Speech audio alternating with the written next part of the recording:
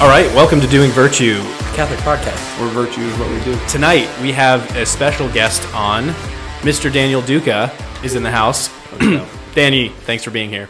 thanks for that long, lengthy introduction with all my accolades and what I do for a living. All those, Don't worry, I truly appreciate. I'll introduce you a bit more. Yeah, I don't really know who you are. So tonight we are drinking a drink that Danny just made for us. Danny, introduce the drink. We've got ourselves the Boulevardier.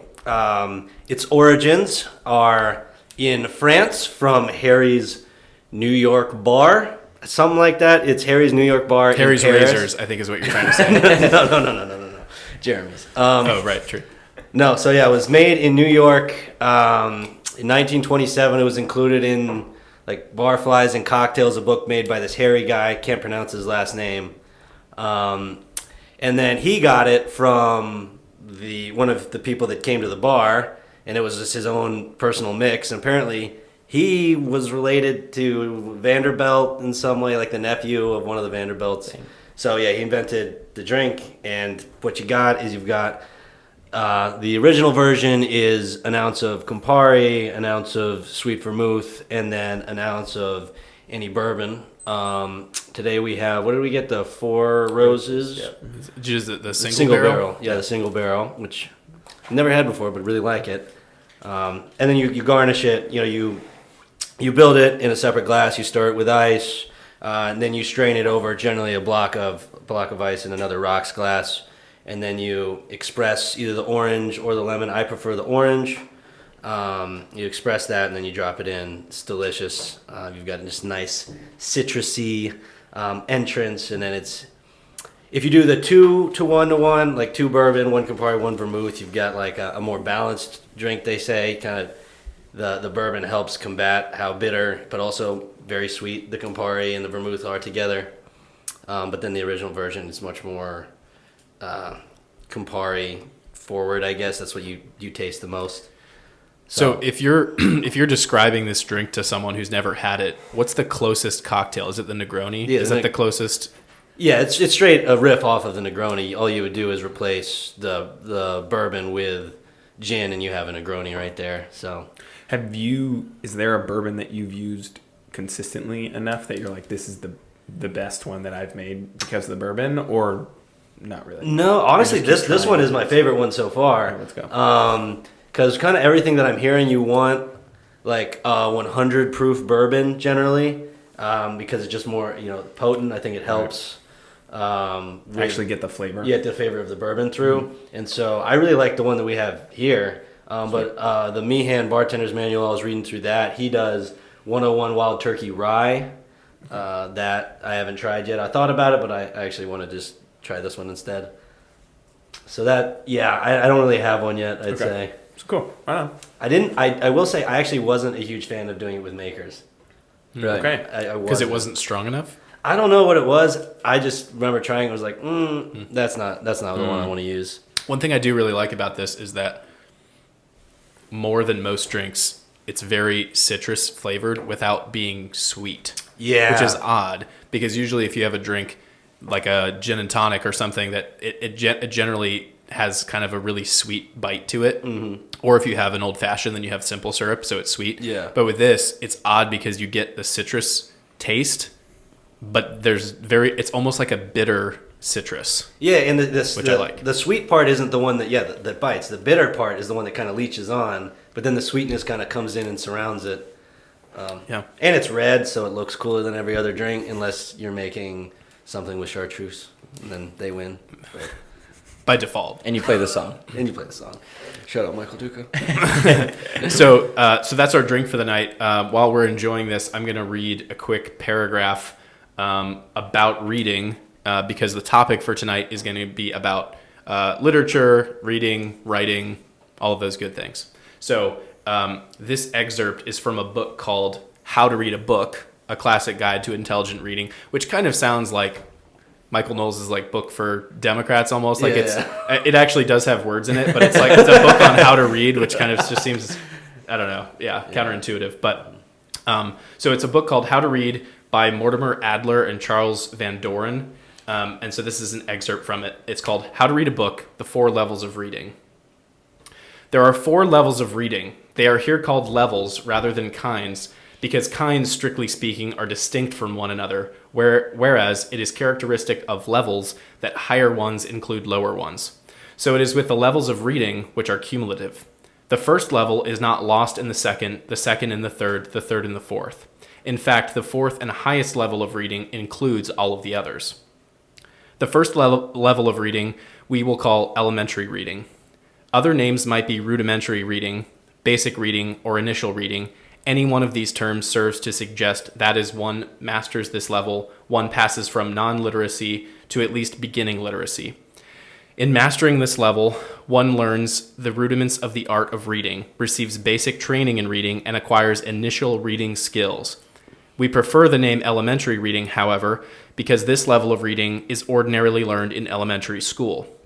The child's first encounter with reading is at this level.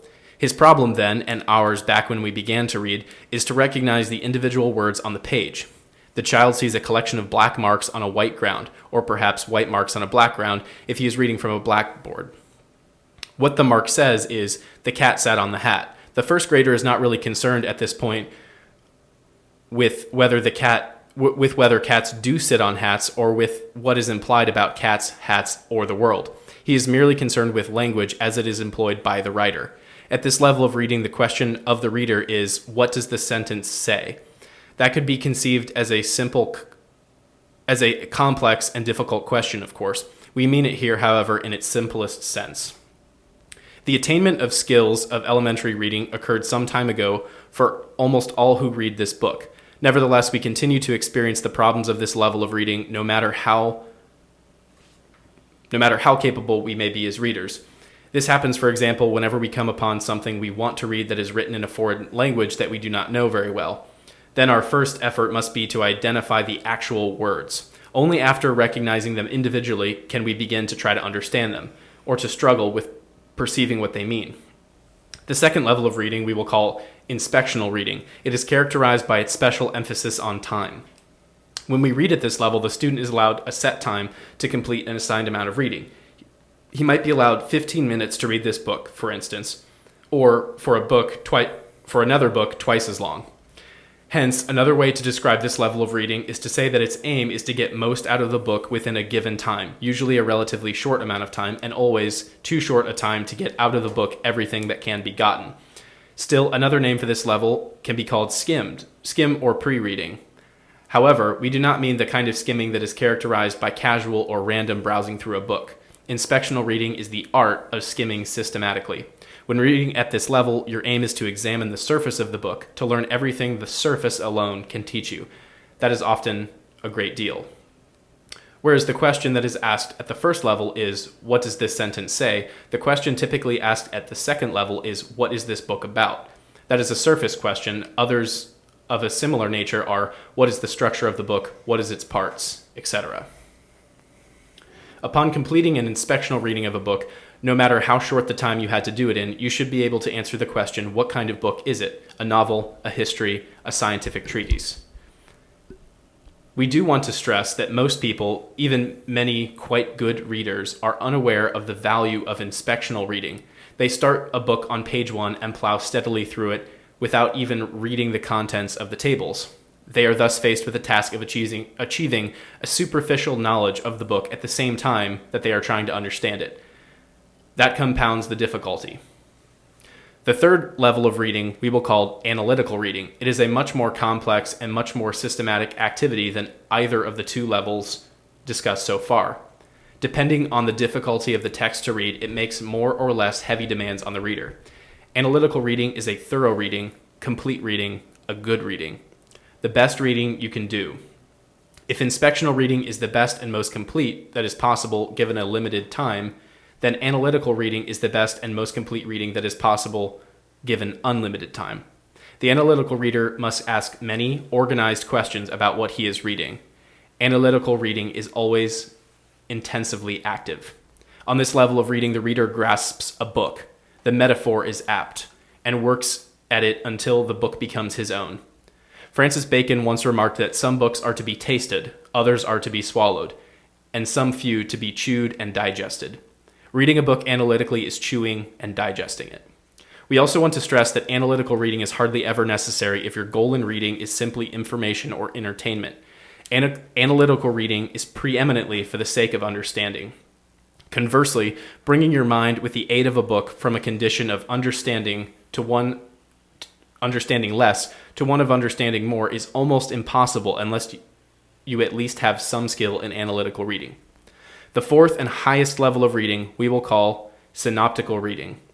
It is the most complex and systematic type of reading of all. It makes very heavy demands on the reader, even if the materials he is reading are themselves relatively easy and unsophisticated.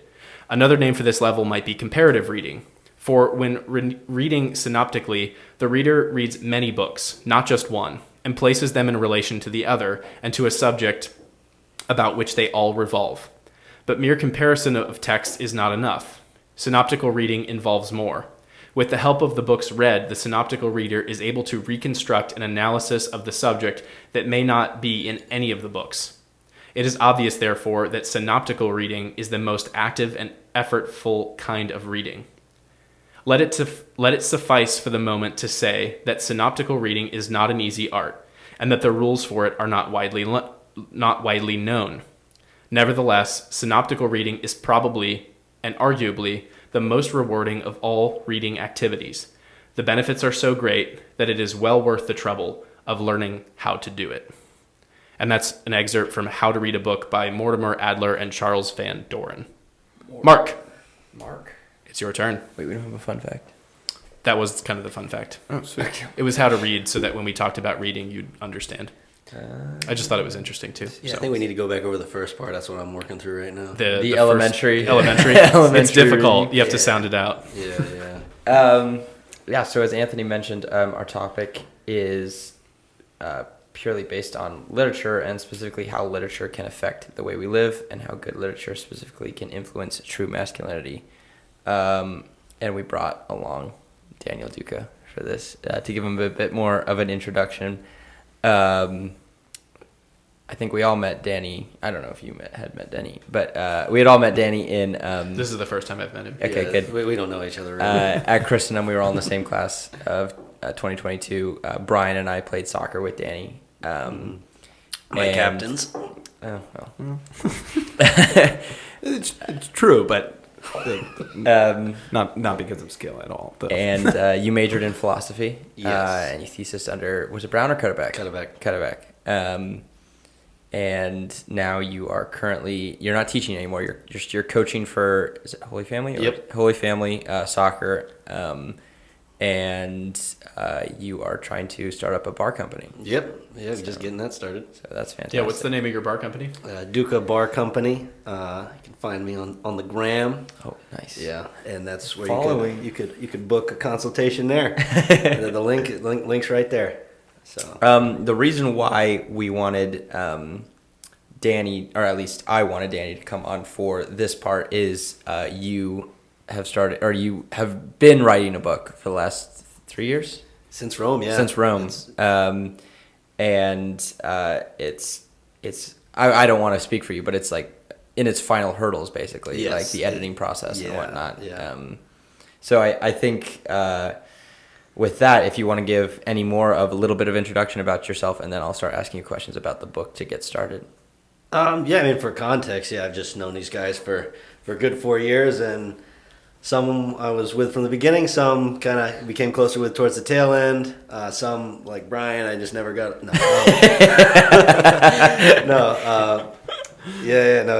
I don't really have anything else to say about myself. I just, yeah. Fantastic. So, like you said, you had started writing your book in Rome, and how did you sort of come up with the idea? Or can you give sort of like a brief introduction of sort of the book, and I don't know, you don't want to give plot points or whatnot, but sort of genre, sort of, I don't know, characters, whatnot. Yeah. Well, I started off kind of the book, Rome, and, there were some tough times over in Rome. Mark and I was his roommate. Yeah, we roomed together. Anyway, it was getting tough over there, and I used to like to write music a lot at first, but then when I got to Rome, I couldn't write anything to save my life. I thought it was all terrible. And there was this book, Sun Also Rises by Hemingway, and at some point when I just couldn't write, I was like, you know what? I brought this book. Why don't I just finish reading it? It's been like a year I've had this book, and I burned through it, and I loved it. And then the next day, I know. At one point, I talked to Father, what's his name? Baggett. Yeah, Father Baggett, and he was like, you need to find something that like it brings joy to your soul. Right. And I just felt like writing was that thing. We couldn't really, I couldn't put anything out. Soccer, we couldn't play over there, unfortunately. And yeah, I remember him said that. And then I went home and I had this thought after I'd been praying a little bit, and I was like, wait a second. Okay, Hemingway, it seems on a surface level that he kind of just writes what he sees, what he views going on. I'm like, let's give it a shot. And then I literally just went out onto the porch and wrote an entire chapter of this book. And then I read through it. And I'm like, I think that's good. I like this. This is funny. And it really gave me a lot of joy in that moment. And so I kind of used writing at first as just a ride to get me through that difficult time. And so I fell in love with it there. But the book itself, it's like the basic premise is you've got, all boys Catholic college, 1930s. They're studying abroad in Rome. They're kind of the wealthier communities, which is why they can afford to travel and study abroad at that time. So the main character, James, he's actually, well, I can't, never mind. So they're all over there together. And right from the get-go, they're just kind of drinking, smoking, talking, getting ready for this dance. They go to this dance, and then you get, you meet the romantic interest. So what I would say about the book is it is a romance novel, because you've got, all these young college guys, and they're just being normal college students, just in a different context. And then the main character going through romance over there. I can't really some growth. Yeah, a lot of growth and development. So it's really all I'm trying to do with it is I'm not trying to reinvent the story. I'm just trying to do kind of a traditional story really well. Right. That's my goal. And so, yeah, because you've got that the romantic element, the love triangle elements, fights amongst men, or boys trying to become men. And the context, I think, is just really fun because in the backdrop, you've got, Mussolini's Italy, and it's not in the same full-fledged motion, to my knowledge. I may need to do more research on that it got to later. And you've got different influences coming from kind of the artistic movements in France.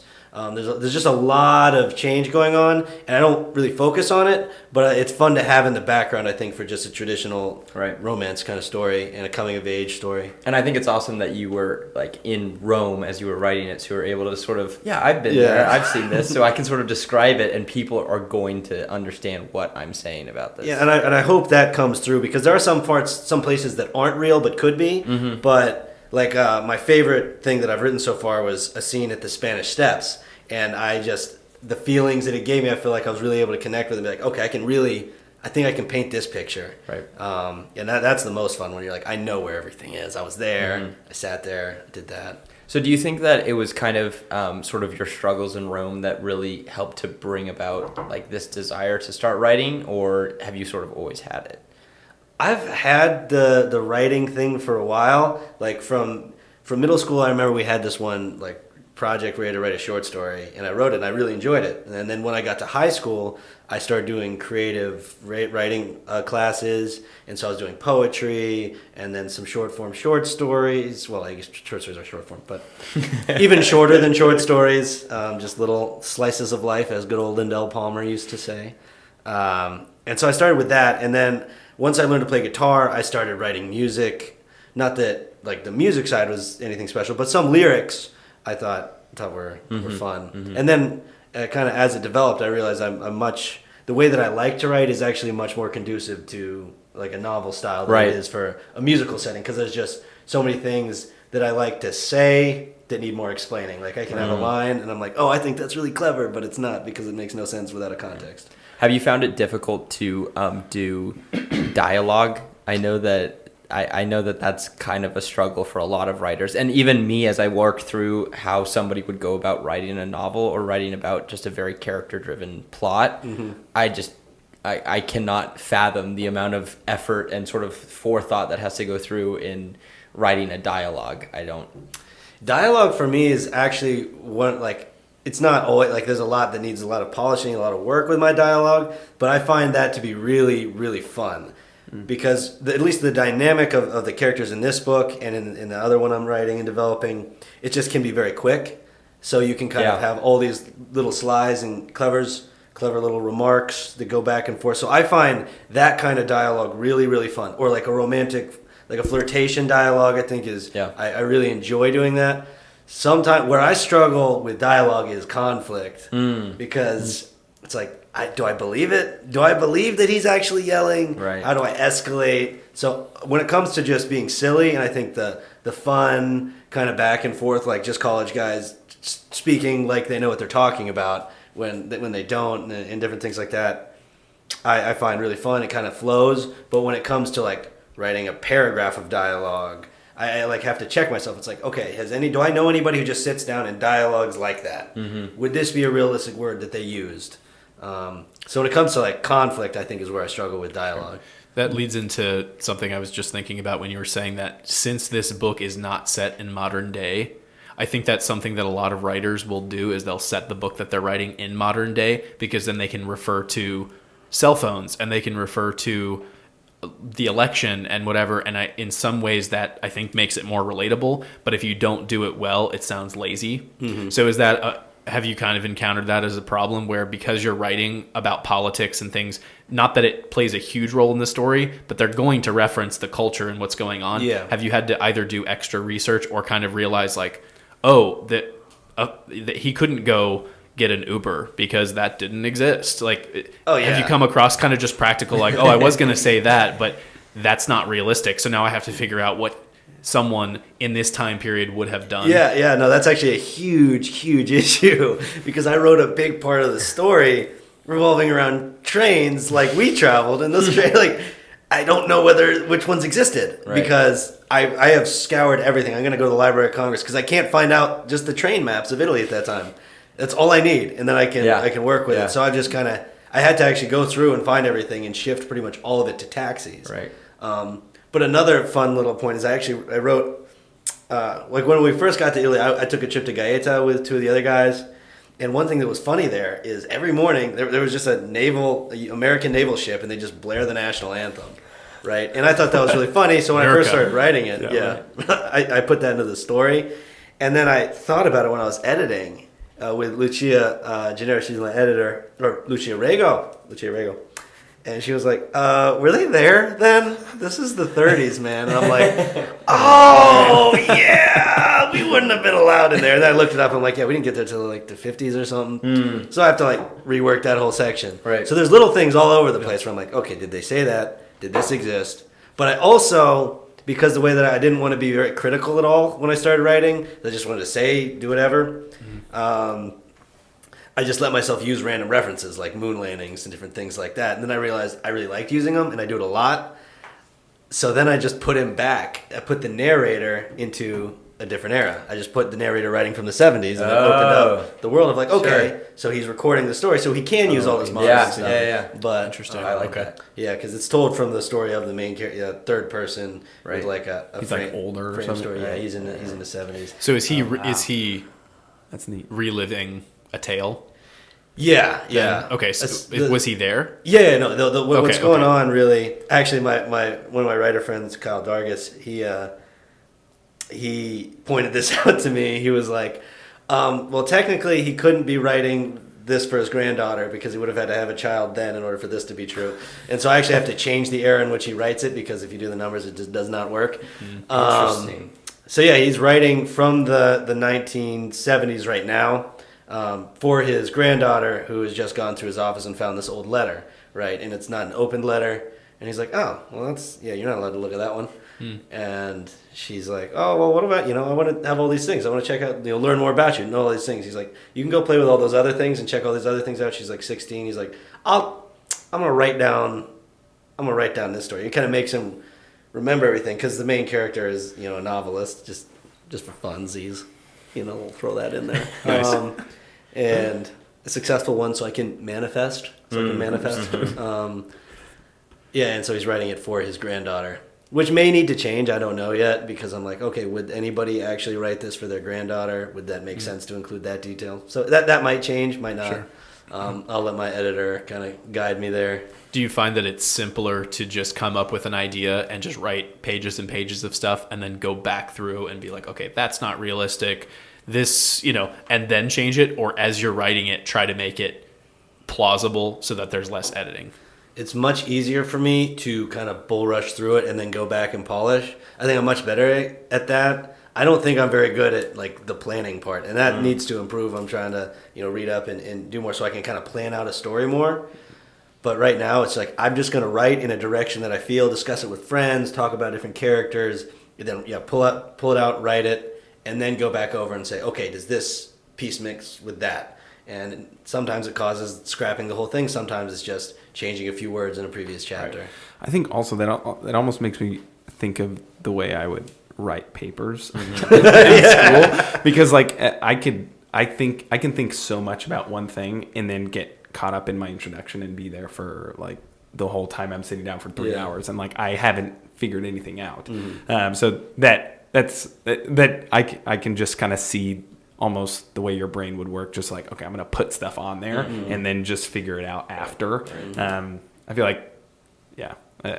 No, that definitely, that's probably like, because for me, in my head, it was like, even if it's not good, I need to finish it. And so I actually finished it, the first draft, 3 months after I started it. I just gone through it. Well dosed, yeah. And then, it wasn't really until recently that I've been able to really, really edit it. Just because of school and jobs right out of college, all that. And so now I'm back to focusing on it. But I finished it that way, and then kind of reading through it with Luke Barajo, who's the only one who's actually read all of it. Yeah. And we kind of were like, okay, that's not what this book's about. So I actually, just recently, I'd been thinking about it for so long, trying to figure out like what needs to change, and then I found a chapter where like something needs to change, and then I changed that, which causes me to scrap this like the second half of the book almost. Okay. But if I had planned it out, I might not have had to do that. But also, I think just finishing it was such an important psychological note for me, so that I'm like, okay, it's not an unfinished work; it's a finished work that needs fixing, right. And that allows me to kind of. On that note of like planning, what was sort of your mindset going into the book? As in, this is sort of what I want to accomplish. These are the things I want to sort of highlight. Was there like a theme or a motif? Was it like plot driven, character driven, messaging, like about messages, or was it all of them at once? Was there something that you were sort of focused in on? For me, it's characters. Yeah. I just love characters. So right from the get-go, again, none of this really when I started was very like present to me. Like I wasn't focused on doing this, that, or the other. I was just like having fun. Yeah. But the more I kind of go at it, the more I'm like, I think this story is much more character driven than it is plot, because I don't think the plot necessarily is anything that's going to go like, oh my gosh, that's so crazy twist. It's more like, oh, I really think this character's a lot of fun.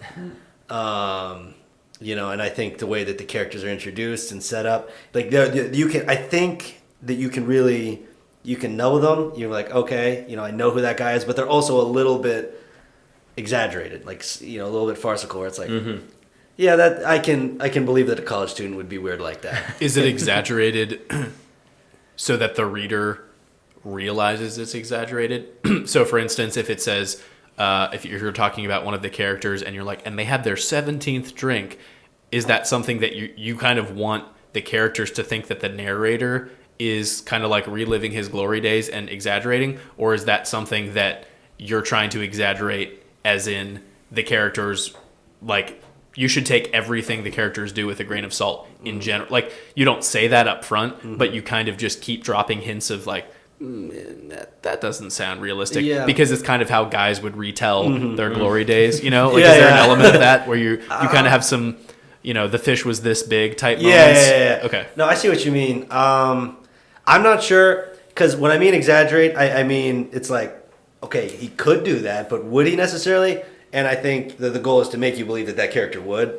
Not that it's like the biggest fish, but like, like I want you to believe the narrator, but also know that the narrator is so biased and just doesn't like certain people, really hates certain ideas that still are like, Yeah, still has a grudge about like Yeah. a tiny thing or something. I mean, for example, I guess two things, two little examples that I would say, and this is about the same character, of like that kind of exaggeration of he just drinks so much. And the line is, it's in the first chapter, I think I've read it to you before, it's like he's not an alcoholic in the same way that an escort isn't a prostitute, just something like it. Like, yeah, this dude drinks. He's an alcoholic, Right? But he's in college, right? You know, because in the second scene at the dance, right, he like drinks the punch, right, and he's like, and he just takes out a flask, right, pours it in, and then he tastes it again. He's like, and then he takes out another flask and pours it in. It's like, okay, who's gonna carry around 2 flasks and pour it in the thing?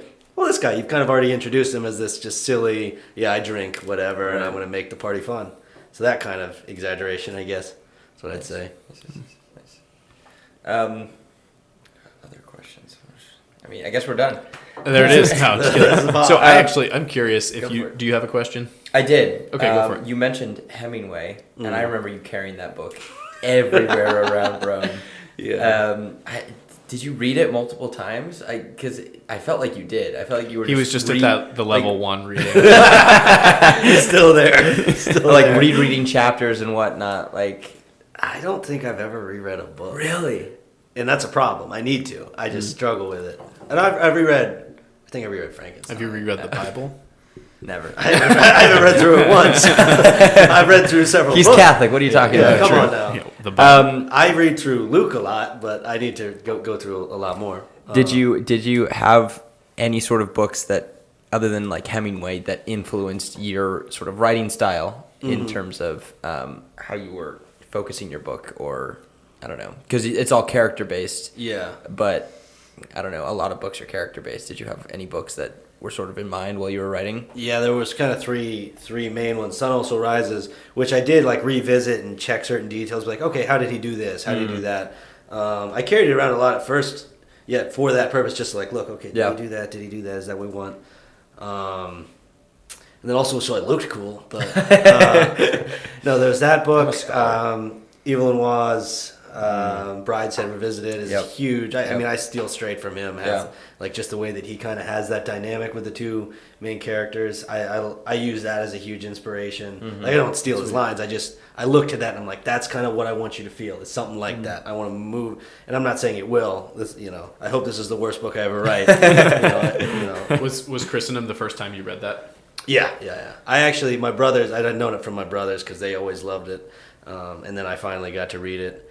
And I couldn't put it down. Right. But the third one so is Fitzgerald's book, This Side of Paradise. This Side of Paradise with Fitzgerald is about. It's about pretty much him. Fitzgerald, his life. It seems because he kind of bases it in Princeton. I imagine it's a little more autobiographical, and that kind of also allowed me to choose that setting. I was like, oh, okay.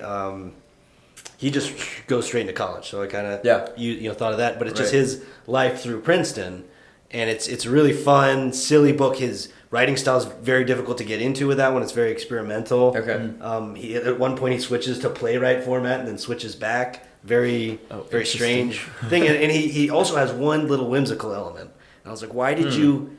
There's one. I would love to go back and read that and just analyze it, because there's one section where he seems to invoke the spiritual, like there's a ghost or something. Yeah. And then he doesn't really address it, and then moves on. And so I don't know if I'm going to keep it, but I tried to do something with that. Yeah. I'm like, can I do it? And so I need to go back and visit on like the final round of edits, do a little bit of reading, step back, jump back in. But that book I think is really fun, and I don't know if anybody maybe people do know about it. Right. I never did, but it's called This Side of Paradise, and it's really funny because it's so much like Christendom. Really? When I was reading through it, I'm like, we do that. That's hilarious. That's what we do. They just have a nicer looking campus. Does that, or in that book with the, like, I guess like the changes of the chapter to like the playwright and then also like invoking, is it very like almost thrown in, or does it like actually work with? obviously it's a whole book in itself, but does it play into what's happening in the book, or is it kind of like very experimental that he almost just throws it in and it's kind of there? I mean, he's great. I think it plays into exactly what he wants, and kind of the way that you think. Like right at the beginning, he's explaining the different types of students. Like at Criste, if you had rollers and drinkers, he was doing like slickers versus something, and he swifted to like a checklist of like, this is what a slicker is. Oh, and he like adjective. Yeah. And I thought that was hilarious. Yeah. And so I actually use that term in the book, the slickers. But yeah, at one point he has that, and it just makes you think like, oh, this guy is going to college. Like you're really with him. He's almost journaling with you. Oh, okay. In a certain way. When the narrator, I forget even which person it is, but it just makes you feel like you're with it. And I think it's a third person narration, but you feel there. But then later when he switches to playwright, it's a different act, and then you're kind of thrown into a totally different situation where you're meeting all these new characters and they're getting ready for a dress, and it makes you think about it like it's a play. So you're seeing this action, and so it focuses in on like you have to do this action, you're doing this action, she's saying this here, and I was like, oh, okay, Interesting. Okay. But when I stopped reading it halfway through and then like didn't read it for a week, when I got back into it, it was like gibberish until I retrained myself into how he was writing. Yeah. Oh, interesting. Very bizarre. I'd never read anything like it. It's funny you mentioned his name, and I was like, who is this author? I've heard of him Sounds so before. familiar. He wrote The Great Gatsby. Yes. That's what he's most known for. Yeah, that's And I was like, I know this author, but I was like, Scott Fitzgerald. It sounds like it could be anyone. It's Yeah. kind of a common name, but that's Fitzgerald, what he's Tender most as the known Night is another one. Tender as It's the Night. those three books that you just mentioned. I've only been able to read Brideshead, but it obviously is so clear that you did end up doing a character-driven story because all those three are character. The way you were describing it, all character-driven, and from what I was just sort of thinking, it seems like you went for the hardest one first, like the hardest type of writing, because I think for me it seems like the plot, if as a reader you're looking at the plot and you kind of can have like a sense of not what's the like disbelief, a suspension of disbelief with the plot, you can be like, okay, that happened, blah blah blah. But with characters, you gotta make them interesting almost immediately to get you sort of hooked on it, specifically because since these are real human beings, they have to be relatable. Yeah. They have to be like, oh, I've seen that person. I'm that person. I know these struggles. I know those struggles. It seems like was it kind of overwhelming to kind of, or was it just like, I'm having fun? In the very beginning, it was literally, I'm here to have some fun. Yeah. And that allowed me to not be super critical of what I was doing, which I think at first was really, really helpful because I was just allowed to push through and be like, I don't care what this is. I'm just doing this for fun. But I also had, immediately as I started writing, you kind of cheating, but I think it was, I don't know if it was a crutch. I don't really care. I think it helped write a really good character. I just took my friend Seamus, right? And I'm like, well, I know everything about this guy. I've been best friends with him since I was little. And I just throw him, name and all, everything. Exact same dude, just drinking way more than he ever does. Seamus doesn't drink that much. But in the book, he does. And so it's just like, okay, having a character that I know so well, and then actually dialogue, like I'd call him, I'd be like, hey, would you do this or would you do that? He'd be like, I do this. I'm like, I thought so. And then I'd plug it in. And so I kind of even, yeah, he didn't even have to know. He just knew that I was writing about him, but he didn't really care. And so like I had that as like, okay, I know what he would do here. I know what he would do here. I know what he would do here. Easy character, great time. Everybody can enjoy him. Everybody knows, he can be that life of the party guy. But I just have a perfect template for it. And then with other characters, it's like I would just reference friends or combinations of people, which is difficult, especially when people know they're being written about. So it is like, wait, you think that of me? It's like, no, I'm just using some of you. Right. I don't think that you're this guy. I know I'm in there somewhere. You are. And again, not always in the best light, right? But that's not because that was Rome. Because it was Rome. But that's not because it's like, I don't like Mark. It's because I really don't like, no. It's because no one likes Mark. Okay. So, but yeah, I just used a lot of different reference points, and then I don't know if there's a character in there that I don't have some mental image of the person or type of person. I mean, you have to have the type, but specific people. But where it gets fun is now kind of in the second stage, it kind of rewrites and whatnot. I feel like now I'm creating new people altogether that don't really that I don't know. Yeah. And it's really fun because you get to discover them as Yeah. you write them. Yeah. And then once you write enough, they start writing themselves because you're bound. Right. You're bound by your own rules. Right. That you've created. That's cool. I think writing, that part of writing, I feel like once you start and you're able to write your first book, and then you have that starting to happen, like where the characters are writing themselves, I feel like that's a really cool thing to be happening, because then you can kind of start thinking about new ideas. Oh, this person would actually be a really cool main character or something. Have you thought of like new things to write about? Have you been like taking down ideas, or are you just really focused on this and you're like, okay, I'll finish this and then I'll start thinking kind of about other things? Oh yeah. I'm sorry, almost new books, New rather projects. than, New projects. No, absolutely. I've been working on new stuff, not writing it. At one point when I was still in living in DC, I just I wanted nothing to do with the first book. I'm like, I don't even know what to do with this anymore. I can't do anything with it. It's just stuck. And so I took a break and I started developing a second novel, and I just started writing it and having a ton of fun with it. And I already noticed okay, I still need a lot of work in this area, but my skills have definitely made this easier now. But yeah, I'm always kind of writing down. I have several different lineups of books, and I'm like, I want to write that book. I want to write this kind of book. I want to be able to kind of work my style into different genres. I always want to stay, I think, with the realistic. I don't think I ever really want to do sci-fi. I feel like I want everything that I write to be able to have had happen or be able to happen. And that might change, but that's like Tolkien. Yeah. That's what I like to read, right? I like to read kind of stuff. I'm like, that could happen. Okay, that's cool. Oh. Yeah, the second book, it's a lot of fun. That's all I'll say. But I'm gonna need some editing on it. So before you started bartending and before you started teaching, you also worked for a news organization, right? Yes. The Daily Caller. Is that right? How long did you work there? I worked there for the summer doing the internship. Okay. Did you think that creative writing opportunity affected the way that you were writing novels, or not, because the way that you report news is factual and the way that you write a book is much more character related? Definitely affected the way that I wrote, because I was not nearly as good at I appreciated journalism, and maybe I do go back to it. I don't know. I really struggled with how tight it has to be. How just disciplined you have to be with how you write. You can't express certain things. I just felt so restricted in that kind of writing that it took it really felt like work when I was writing journalism. It wasn't, and sometimes writing the books feels like work, but it's still more passion driven. I just didn't feel the passion in the journalism side. I was like, okay, I can write, and it feels really great to get an article published, and then as you get more articles published, that kind of feeling changes a little bit. I just don't think I was as well equipped to write in that technical style. It would take a lot more work.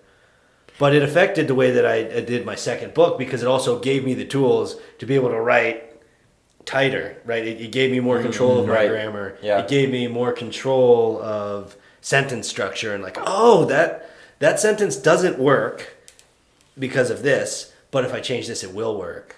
But there was also other weird frustrations. I remember at one point I was kind of editing someone else's article, and I was using philosophical kind of analyzation. I'm like, that doesn't work. That logically doesn't follow the way you structured that.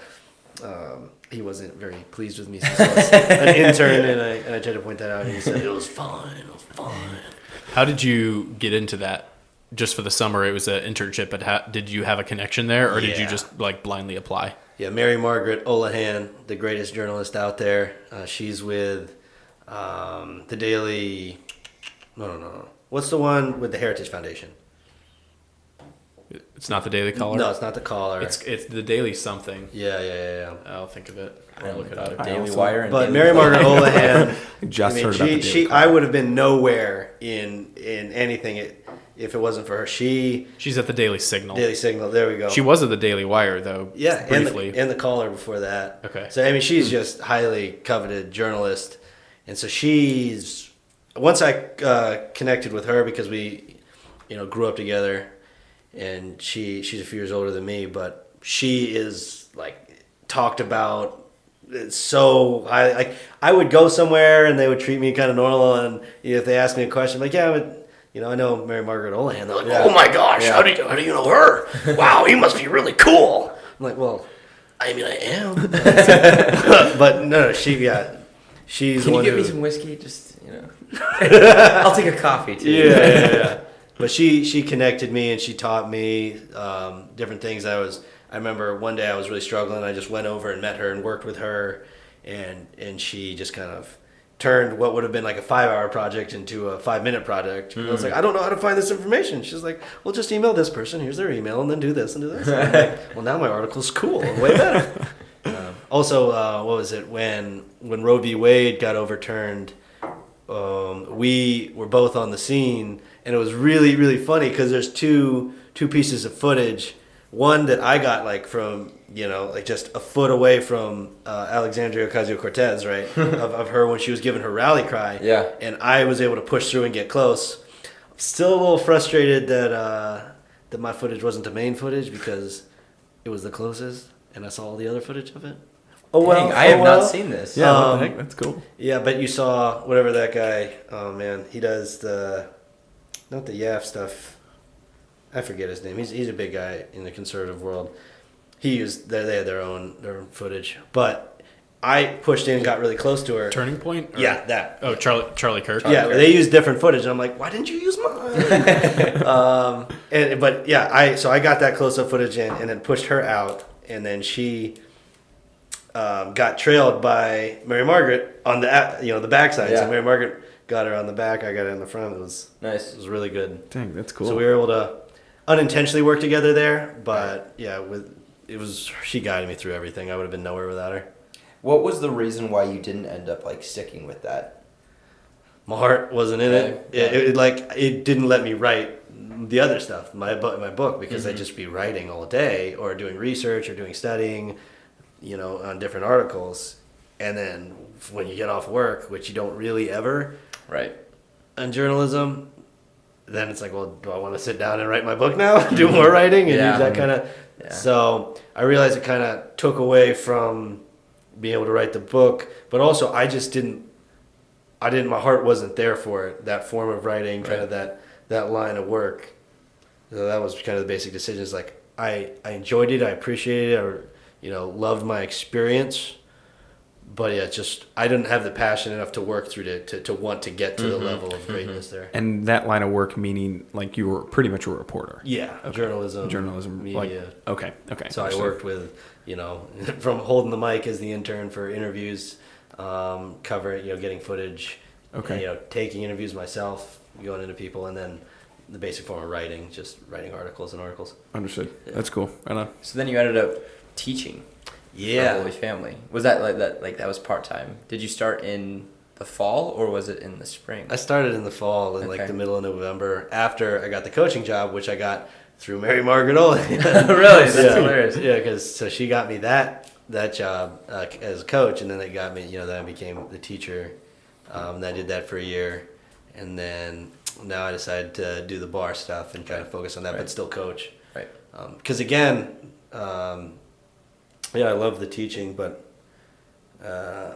it just kind of, I don't think that I could have done like the full-time teaching gig. Right. Because it's such an important thing to do, and I don't know if I was ready to fully take on all that it really entails to become a teacher.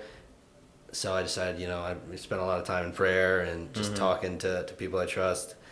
And it's just like, okay, I'll do something else now. Right. Do you think that was mainly because of, and I mean, maybe it was a whole slew of things, but because you wanted to write and you don't think you had enough time to, or is it just like I don't think, I guess as you said, I don't think this kind of area of I guess kind of, I feel like teaching is pretty much a vocation in a sense. So is it just I didn't think I was kind of not cut out, but this whole thing I didn't really want to do. And then I guess that's probably what you just said, but yeah, after after really, really realizing what it was going to take if I was Okay. going to be a teacher, I think it was exactly that decision was, am I going to be a teacher? Am I going to be a writer? Okay. And at the end of the day, I want to be the writer. Okay. That's what I really feel passionate about. Not that I didn't have a heart for teaching. I loved it. I was gonna say, I remember every time you and I would hang out, and you were teaching history, like you were so just on it. You loved everything that you were saying, everything you were learning, and it was awesome to see. And so I think, I don't know, for me, I do a lot of side work, and so my work that I normally do and my side work are basically the same thing. And so, like, oh, I'm gonna go get off work to go work. I feel like that's a similar thing with teaching and writing a book. Yeah. It's like I'm reading, I'm researching, I'm like explaining things to students, and let me get off or let me, get out of work, get out of teaching, and let me go do the exact same thing. Yeah, and that can be. I know that's draining. Because at the end of the day, you kind of do have to treat your writing as work, and you have to treat your other work as work. Right. Otherwise, it's not going to be at the level that needs to be. Yep. And that's a lot to do. And so it really kind of came down to that decision of like, what do I need to do? And just after prayer and really talking with people, thinking about it, it's like, okay, this is not necessarily fun. Not that I like doing it, but I think this is what I need to do. And that all that kind of occurred up to like the summer? Yeah, So it you was kind of the finished- summer, kind of Okay. working that out. Okay. Working that decision out. And so now that's, why I'm building up the bar company, because I want to be able to Right. build something to sustain me and to do well. And so I can, hopefully have a family, but also some kind of, line of work that really allows me to, I work a certain amount of times per month, and then the rest I can really dedicate to the writing. Okay. But also, a big part of writing is like, I want to be able to be home with my family as much as I can. Yeah. If I'm blessed with that.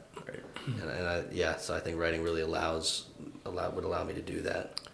Have you thought about a combination of writing and teaching, or either teaching in general, or just if you're a writer? Because a lot of times people who make it big writing become keynote speakers, or they become teachers, but not teachers strictly speaking, like enrolled at a particular university, but I guess more like lecturers would be something. They have an Instagram page, they have a website, and then they kind of either give lectures on their books, or they'll come on to like podcasts or something like that. Is that something that you'd be interested in doing as well, where you're not strictly tied down to one college or high school or university teaching and have that cycle of new students and things like that? Rather, you can do writing and have freedom in your writing, but then also kind of still teach in a way, but just down other avenues than the traditional method of teaching.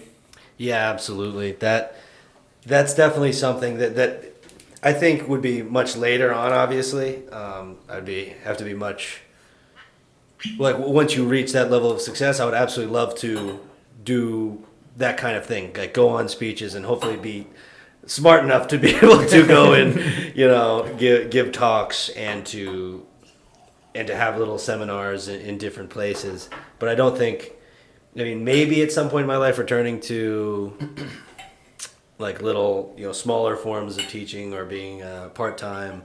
Right now I think I'm gonna do some substitute teaching. Just Nice. But I think for me, thank you. Like with the teaching aspect, I think I get some of that same feeling with the coaching. Sure. It kind of comes through there. It's different because you don't get the full. It's not the same as when you're teaching and coaching, and you really get the full Connection. connection with them. But kind of scratches that itch, I'd say, a little bit. Right. So between the time that you were working, so you finished working as a reporter for the summer, but before you started teaching in the spring, you worked at a bar. Is that right? Yeah, the timeline right? Actually, at the same time as, because the internship didn't pay. Okay. So because journalism internships, I don't think really do that as much because just that line of work. Right. But I was working as a bartender at the same time as I was doing that. So in the morning, it would be writing and researching all day. And then as soon as that 3 o'clock hit, hop in your car, sit in the traffic, get to your bar. I was. Which bar did you work at? We'll keep the name out of it. No, I'm just kidding. it was in DC though. It was a DC bar. Okay. No, I worked at the Pursuit Wine Bar and Kitchen. It was a good experience. I'm glad that I had it. It was actually it was a strange environment because there was all of us workers were Catholic. Like I met some really great people, like devout Catholics that I worked with. And then all the clientele was like the antithesis of everything that we believe in. Like, it's just such a contrast because we're trying to serve and be good and be Christians with them. But at certain points you have to say something. Like there were points where I was like, actually, I remember there was one specific couple that said something about the church. And I'm like, I'm sorry, that's really not true. And they're like, what do you mean? I'm like, that's not what the Catholic Church believes. We believe this, this, and this. And so that doesn't, and it was strange. It was strange, but. Did you get a lot of pushback in that particular? Okay. Yes, I did. Because there'd be times where there's just a certain point where you can't not say something, right? Like that's just too disrespectful. Especially when it's like right near you to where you're hearing it. Yeah. I mean, I remember there was just like insignias in the windows and whatnot. We're like, we don't work with that. Different things of that nature. Dang. Where I was just. But we were able to do it because we were all Catholics and we were all, I mean, it was just, at some days, like on slow days, me and the manager would just talk for hours on theology and psychology, like just not what you'd expect. But then, everybody coming in, it's like the opposite. Right. Did you have some pretty high profile people coming in or was it just a mix? There was some pretty big shots. I don't know them, but I remember noting that they were bigwigs. And actually, the funniest one was the people who made the Hallow app came in. And I just remember overhearing some people, and they were talking about Catholicism, and I'm like, I'm going over there. I want to serve you. Yeah, and so I was, came out from behind the bar, and I'm like, okay, I heard y'all talking about Jesus. Am I allowed to talk about it with you? Yeah. And they're like, yeah, we just launched the Hallow app, and they did this or that. And I was like, cool, I'll check it out. And now it is what it is, but that was a really cool experience. That's sweet. It's pretty small.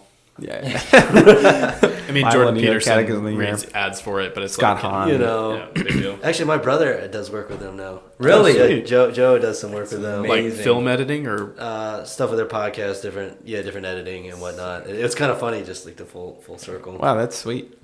But the tough part about the thing I will say about working at the bar is it is really hard to, and one of the reasons I got out of that form of bartending is just it's really difficult in a city like that to live a virtuous life because didn't Joe also bartend as well? He bar backed out there in LA. Yeah, I think he had like because Sean, my oldest brother, and him would like talk about it, and it's just like it's difficult to be around those types of people and live a virtuous life. No, it is because everybody that's coming in is quite well off, right? And they're dressed nice and they're having all this fun and they're talking about all these great things, and then you serve them their drinks and then they leave. And it's like, okay, if I'm invited into that, which sometimes you are, it's like that only leads to like that's just going to be a sinful place. And so a lot of the people you run into is just I can't really connect with you.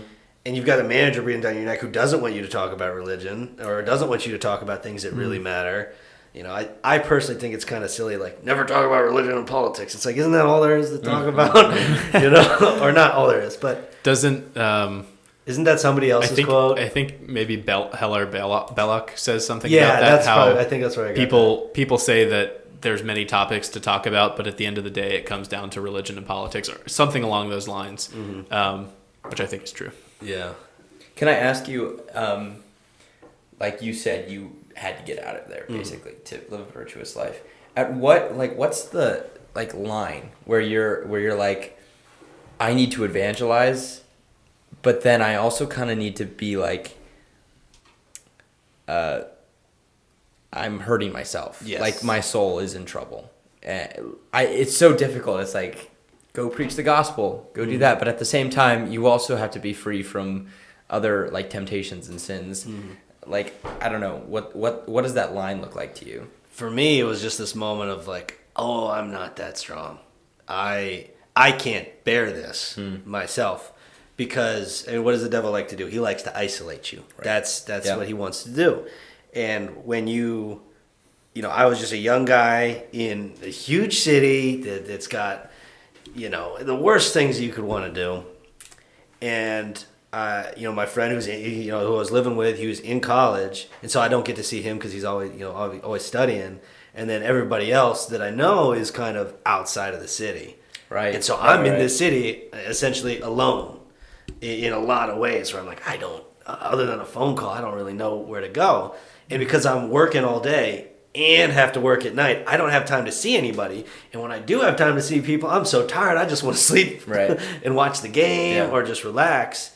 And then working a bar, you naturally can tend to drink a lot. And so that's kind of what started to happen more, is like just drinking at times where I'm like, this is too frequent. This is too much.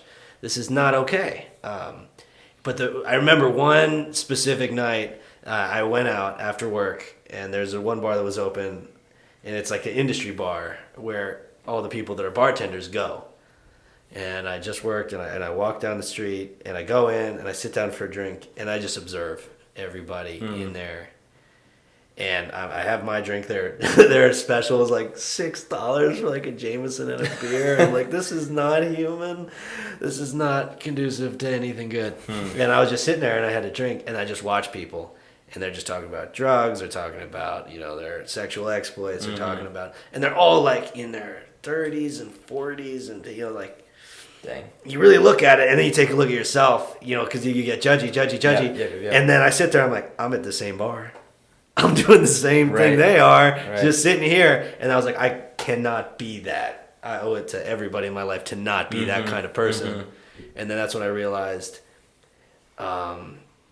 you just have to, at a certain point, it's like, I didn't have a job set up after that. I didn't have anything going, but there's a certain point where you just have to eject. Like, I cannot survive this. Because, the temptations to drink or to just go out, women, trying to find that. Just... And the weird thing is it's not even doing anything. It's just the idea that the devil's always trying to get you. It's like, I didn't really do anything with anybody, but it was the idea that got you to go out to the bar, and then that got you to drink, and then got you to think. It's like, you just got to jump, and God gave me the grace to jump at that time, and then He provided after that, Yeah, definitely. It makes me think of, I don't know if it's a quote or just an idea, but I guess I'm just thinking about it in an idea form, but the idea that the people that you're around are the people that you're going to imitate, or they're going to imitate. Most of the time, you're going to imitate them, I guess, depending on how many people are like you or how many people are like them. So I can definitely see that being, even if people are even just talking the way they do around you, it is really, that is kind of one thing when I think of maybe I won't talk about that, but just like when you're around people and they like talk in one way, or they're like saying, they're like cursing a lot, or it's kind of like, I don't know. I think you can, if you're around that a lot, it can kind of just, even if you're not saying it yourself, it's a lot like just in your head and your thoughts sort of. You're like thinking it, and you just said that, just kind of, and you're not even doing the thing, but it's still like, but I don't want to even think about that. Yeah, it's just so, like, once you catch it, you're like, oh no. Yeah, right. You gotta go. Right. You gotta get out of here. And it was just like, God works in very just perfect ways. Like with that situation where I finally kind of stood up for myself and got out of there. And then immediately after, I'm like, okay, what am I gonna do? And I tear my hamstring, and He's like, you're gonna do nothing for a while, oh my gosh. and you're gonna rely on me. And I was like, that's kind of what I have to do. That's all I can do, because I'm stuck on a couch with a torn hamstring. But also, instead of sitting in D.C. and just looking for D.C. in a job, it got me back to be with my family and a support system, and be able to do all that, which wouldn't have been the case in D.C. D.C. I would have still been alone for the most of the time. To get sort of back to, I don't want to say literature because I'm going to bring up Christendom specifically. What was sort of like, was Christendom, with that experience that you had at the bar, was Christendom like were you so thankful that you had been able to go to Christendom with that like formation in order to go into that situation and be like, no, I know when I'm done, when I know that this isn't what I'm supposed to be doing, that God is calling me to something else. What was sort of, I guess, Christendom's influence on you for those 4 years? I mean, gosh, Loaded question. but for the grace of God, there go I, right?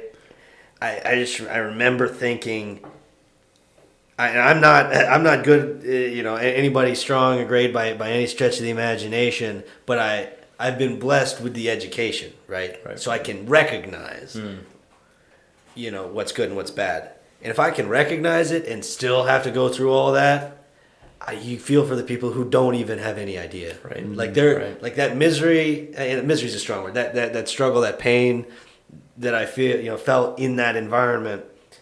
Imagine what it's like to feel that without even knowing why you feel like that. To have no idea like why everything in your life is wrong and why you want to continue to do the sinful thing because you don't even know. Right. And it's just I mean, something the two of us, or I guess the three of us, were talking about last night is that I remember when I first came to Christendom how many new students in our class commented on how great the community was and made a big deal. Oh, the community is so great. It's like you're pressured to be holy and all this stuff.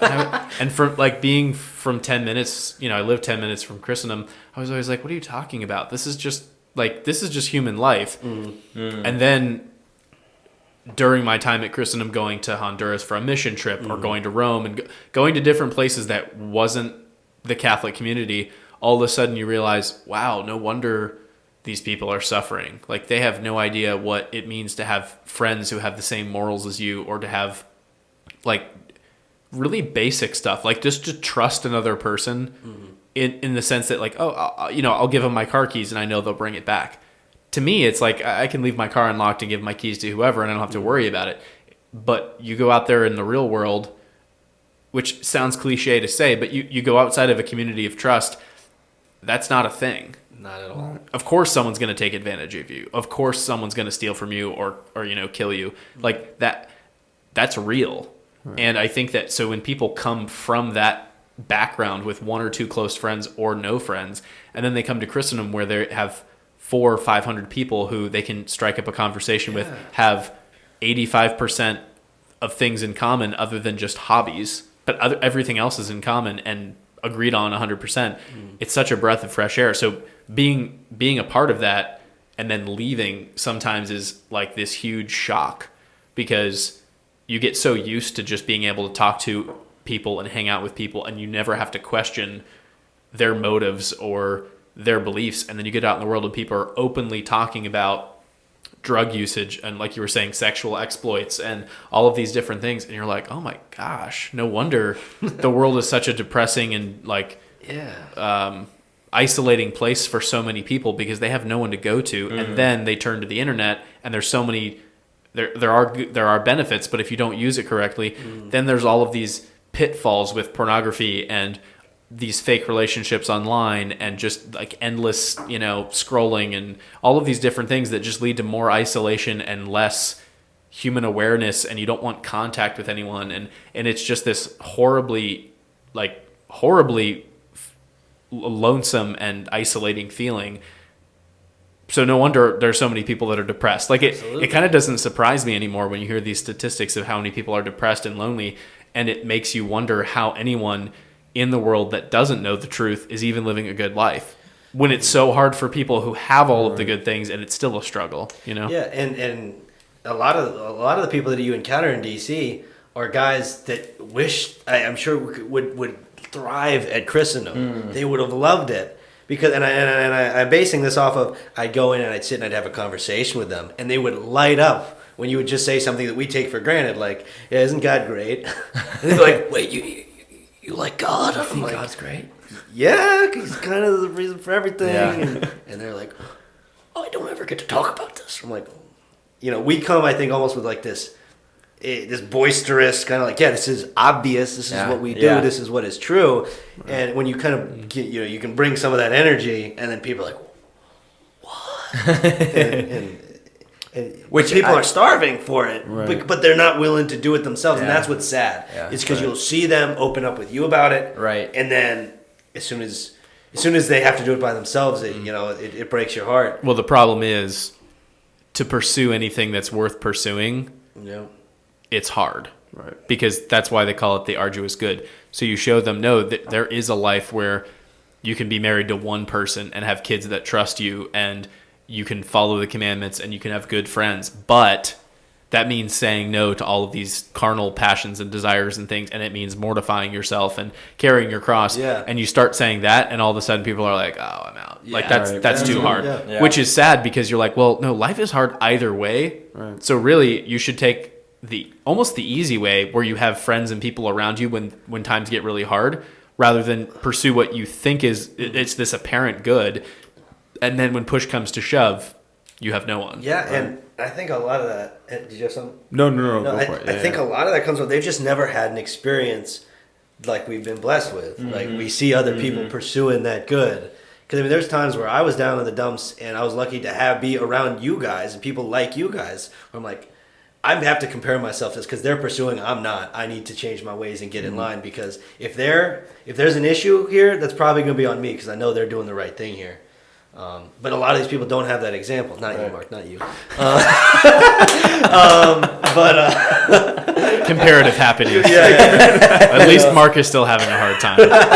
Well, yeah, like, all right, it could be Mark, but It could be. no, but like, yeah, these people don't have an experience of what it means to be a man, like what it means to be a good man, what it means to have brotherhood, and when they see it, I'm sure they'll want it. But I think that's also kind of a funny tie back in, like why I think literature is super important, is because it allows you to experience that without having to really be like, it gives you the idea of what that might be, almost kind of like in the.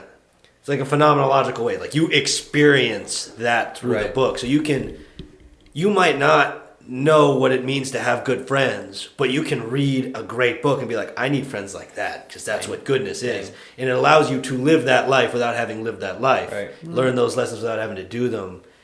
And I think that, I mean, I'm sure there's been a huge decline in reading. I don't have any statistics, but That was one of my questions. if I was gonna guess, there's a huge decline in reading and a huge increase in low attention span kind of activities like Instagram or whatnot. And what do you get there? Just a kind of a hodgepodge of a bunch of different things. But you don't have to sit down and experience what it's like to have your heart broken without even falling in love. Right. Really. Do you think that it's important for people, and particularly, I would say, at least because of who's here on the podcast, particularly for young men, to make time either to like journal and to write, or if nothing else, to at least physically read? It could be a Kindle, but physically read and not just consume audiobooks. Because I mean, I know it does depend on the way that you learn. Some people learn better with audiobooks, or they read, it takes them a really long time to read. So maybe audiobook is the best solution. But in terms of just not always just listening to a podcast or music, but actually setting aside time specifically for spiritual reading and then just fun reading. Do you think that that's crucial to developing virtue, or do you think that we can kind of walk away from books and just like learn the knowledge and listen to some good talks and call it good? I think you could. I just don't think it's a good idea.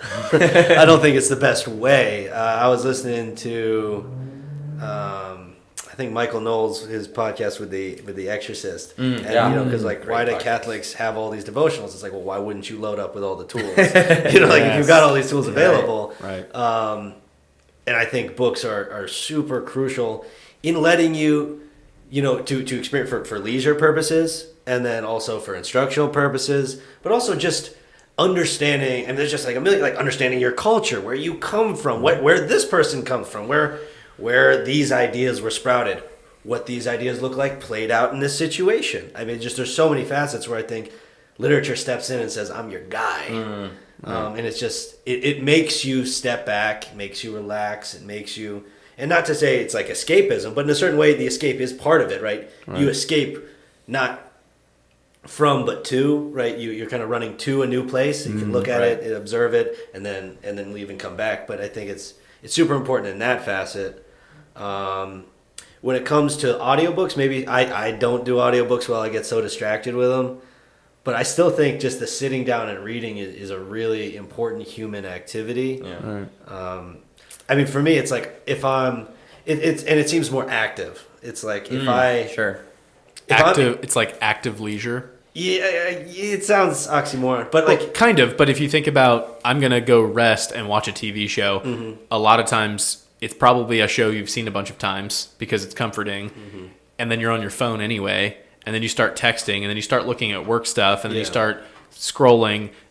Eventually, you think you're resting, but you're really just distracting yourself more. Right. But I think if you read, particularly if you leave your phone somewhere, or you go and you have a drink, or you sit outside and have a smoke, or whatever it is, whatever physical location you need to get to be able to get in the mindset of reading, I think that you can relax in a completely different way than if you just come home and are watching TV. And that's not to say that doing that is a bad thing or that can't be relaxing, but I think that like a true form of actual leisure is escapism in a way. Like you leave your problems behind, you're not thinking about stuff, and you get into this book for an hour and you just kind of, you see the world from a different way and you recharge a little bit. And you're so present. You're really there with the thing. Because for me, it's like if I say a rosary in the car, it's not nearly as focused as if I say a rosary in the church or on a walk, because I'm driving and saying the rosary. Yeah. I'm not saying the rosary in the same way that I do. I'm not saying that you shouldn't do it while you're driving. I'm just saying I think it's kind of like that dynamic where you're doing it and this is what you're doing right now, not I'm doing something adjacent to this, like at the same time. With the culture, how do you think, because this was a question that I'd come up with before, but like with the advance in technology, it's so easy to have instant gratification for anything, like a 10-second video, a 5-second video. How do you think like taking back the culture with reading is going to happen? Do you think that'll ever happen? What is it? Just good books that need to happen? Is it I don't know. I think people in the artistic sphere are definitely starving. Like there's a reason, nothing against I guess this would be not the best example, but like Jason Aldean's song Goes Off, right? Is it a musical masterpiece? No, I don't think so. I think it's it's fun. I think it's good, but it's not like some beautiful classical great work or something that's going to change the world. But it's like it gives people something to believe in, gives people like a taste of something that's more ordered. I think people are starving for something that's really ordered and that is what it is. Like it's a conclusive story. Again, Top Gun. It's like people just wanted an action movie that kind of had some sort of wholesome notes, and like that's such small potatoes when it comes to like I love the film, like huge fan, but it's not like asking great moral questions. It's not challenging you in any real way. Right. But people loved it because it's entertainment. Yeah. No, but actually, because there's so many shows that kind of come to you under the guise of this will be interesting, and you watch it and you're like, this is garbage. It's so lazy. It's so repetitive. It's just like a robot wrote this. Yeah, it's like, but then with Top Gun, you're like, oh, they used real stunts. Oh, Tom Cruise did this thing. Oh, that's an interesting fact that's true. Evil. It's good versus evil. Right. There's a good soundtrack. Like they tried. Right. I mean, I think it's a great film, but even if you think it's a terrible film, there's still something real about that that's enjoyable, that's different from most of the other movies that came out at that time. Right. And I think it's because it just had a simple message and it was entertaining. It was just entertaining. Right. It was fun. Yeah, and unfortunately, that makes me just think of Disney. Unfortunately, and like all the movies coming out are either pushing an agenda. Well, actually, no, all of them are. But either they're trying to make a new movie and it's just not interesting, or they're going back and remaking the old ones, right? Because they think they can like try and just to like almost make money, just so they're like just to like almost prolong how long they're like around. In Obviously, power, Disney, exactly. Disney is huge, so it's going to be like I don't foresee them in the near future just like falling off the face of the earth, but like the ideas aren't there, and like the new movies that. Yeah, the new movies that are there are just like you said, just not interesting and not like, why would I go watch this? Well, they're not for kids. That's that right. too. No, and that's because also they're true. making movies that under the guise of this is a kids movie with not just like some funny, like kind of edgy adult humor that's Like the old movies like the old movies that would had, like, kind of, yeah. kind of show something, and you're like, oh, I can see how a kid would understand that in a lesser way, Yeah. an adult would get that in a more real way. It's not that; it's actually putting in a gay kiss. It's actually So when you have that, all of a sudden you're like, well, no, this totally changes what the messaging of the movie is. We just want entertaining movies that either teach a value, or when you walk away, you're like, you know what, that made me feel good because it was about friendship, or it was about like what's the last movie that you've watched about male friendship? Oh, Pacific Rim. No. Sure. Sound of Freedom. No, that was just a... Okay, Freedom. Sound of Sure. Freedom, maybe. Yeah. No, Yeah. sorry, I was trying to talk about a Disney movie. Well, Like technically- not friendship, male friendship. Male friendship. Like what? Finding Nemo? Like is that the last one where there's like there's Fox and the Hound, but that came out years ago. Toy Story.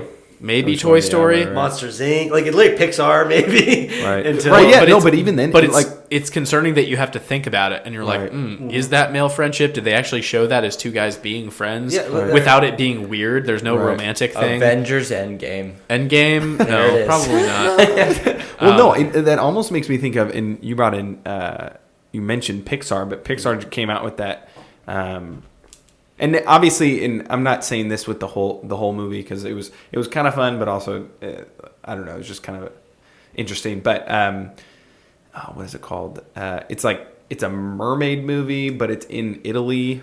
I can't. Luca, yeah. Okay, so in I was that going to say The movie- Mermaid in Italy, but well, it seemed too easy. is that what it is? It's the Luca, yeah. Okay, Luca's yeah. called. Okay, no. So in that Never saw movie, it. no, yeah, not really. But the first two, I mean, the main two characters are both boys, right? both boys, and they're like friends, and they're getting into trouble and everything. But sorry, and this is also just one of those things that is just going back to just movies in general. But the father figure in that movie is an absolute idiot. Like he can't do anything right, and it's like, okay, what are you trying like? Like What I is it mean, this time? obviously, even looking back into movies, it's like, okay, the guys are like idiots, and someone has to come in and be like, "You're an idiot. This is how to do it," kind of thing. But in that movie, it was so apparent. Like the wife was like I think there are parts in it where the wife is like physically moving him because he's like doing something stupid. But just like, and obviously guys do stupid things, but it was like he was almost, But it he was wasn't just a dumb. stereotype of Yeah. a guy doing like the dishes wrong. Right. It was Or- like you're actually incapable of Because doing you're a anything man. No, correct. yeah, right. truly, yeah. So and again, that was just one thing that I guess, unfortunately, not to your point, not to your question, but just in general with movies, like like I feel like it's not giving what we want to like, almost like as you talked about with books, like not something that will actually build us up and like help us to like want to kind of imitate this or like see that and just kind of be a part of that and be like, okay, this is actually nice to see kind of thing. But I don't know. Yeah, I feel like there's just so much telling. There's like, we're going to tell you how it is. We're going to tell you that's what we're going to do. That's Not any, there's no questions. Not like, Yeah. what about this? I mean, there are, but Sure. not as much. Like, not as creative. yeah, what are we going to, what is this? What are we going to, not, this is how it is. Isn't, now think about it this way. It seems, I mean, not that everything is like that, but Sure. it does seem much more like cinema's very, very preachy. You're not invited into the experience. You're told how the experience is exactly. It's somewhat related, but it's interesting. No, it is related in terms of, so you're talking about how good art or good cinema invites you, for lack of a better word, but it kind of like invites you into the mystery, but it doesn't give you an answer. Whereas lazy cinema or lazy art just tells you what it is. Like I think a lot of arguments for modern art, they'll say, well, it's this. And you're like, well, but couldn't it mean something else? It's like, no, you don't understand what the artist wanted. It's this. It's very specific. Whereas if you look at an actual piece of art, there's not an answer necessarily. If you go in the Sistine Chapel, there's things that are happening, but it'll hit you in different ways and different times, and there's different characters. And I feel like, to me, it's an interesting way to look at the faith, because I think that particularly with the old mass, you go in and it's not just saying, this is Jesus, accept him, and there's nothing else to learn, and it's just kind of bland. It's saying, no, there's this great mystery that's happening, but it's not just saying, believe it. Like you have to, or it's not making accommodations for you. Like, okay, well, what's convenient for you? Maybe you should, it's very much like we have this mystery, and if you're interested, it's still happening every day. Yeah. And it's like this kind of like silent calling for you to be, I don't know. I'm not sure if I'm on something or if I'm getting derailed, but it almost seems like if you're a teacher and you just say this is the truth and it's like blanket statement, that could get it across. But I think that some of your students might question it or might think that it's not completely true. Whereas if you're just talking about a particular truth and you're not, maybe you can draw some conclusions, but you're kind of like, okay, but think about it from this way. And I think that's what philosophy does really well, is that it doesn't necessarily say, God is for sure real. It's saying if God is X, Y, and Z, all of these things are true. Right. And then you're like, well, but then it makes sense that God is, all knowing, all loving, all powerful, which means all of these implications. So to me, it's just fascinating that it almost seems like that connection between God and beauty is an invitation to know the mystery of God, or to know the mystery of the beauty and what it's signifying, and not just accept it. This is something that's beautiful. This is something that's true.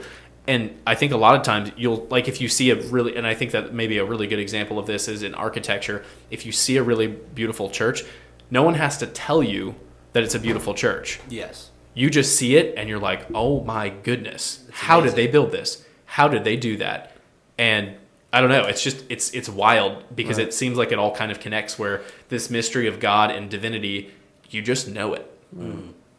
One of the things that made me think of is something that Mrs. Hickson, but also Dr. Cuddeback would talk about with, because they're doing the same classes every year, and every year they're reading it again, and they're coming there. So it almost seems like, like the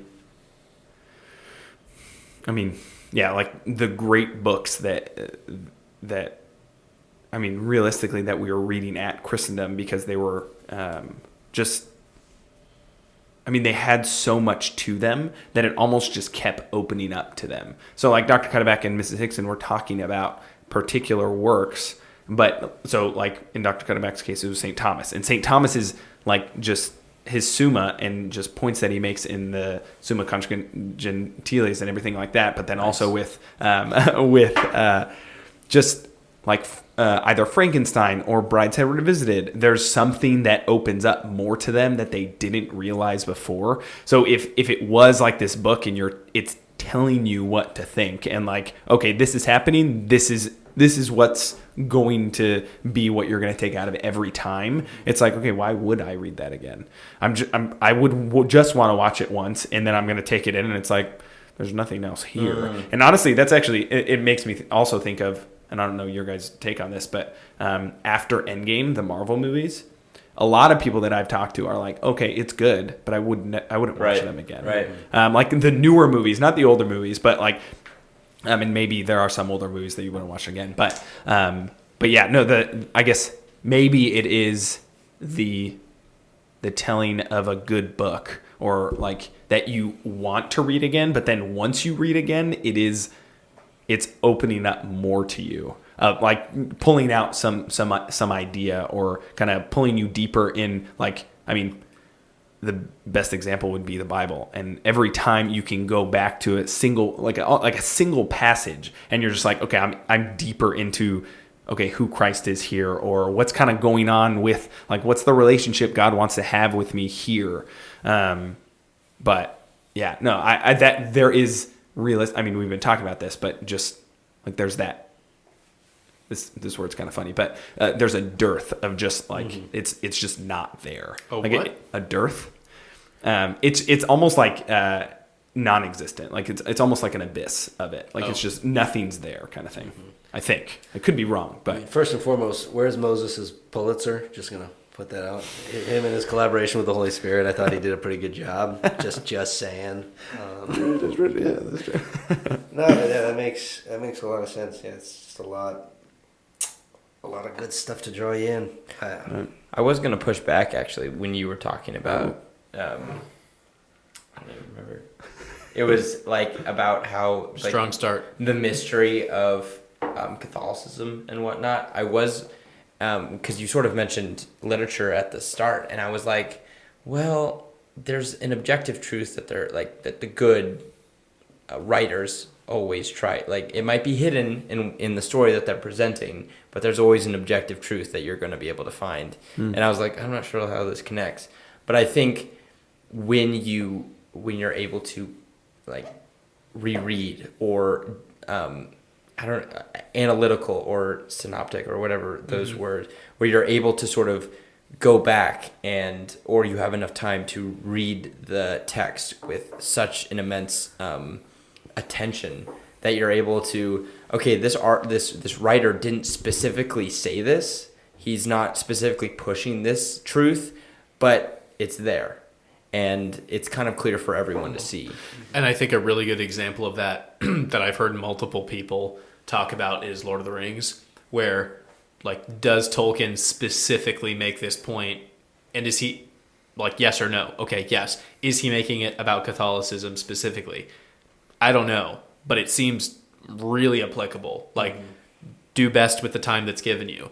Okay, like it's not scriptural, but it's basically like there's so many different almost throwaway lines just in Lord of the Rings that for the average reader, they might just enjoy it. And you can totally read it on that first level of we're just figuring out like what these words mean and we're trying to keep track of all the names.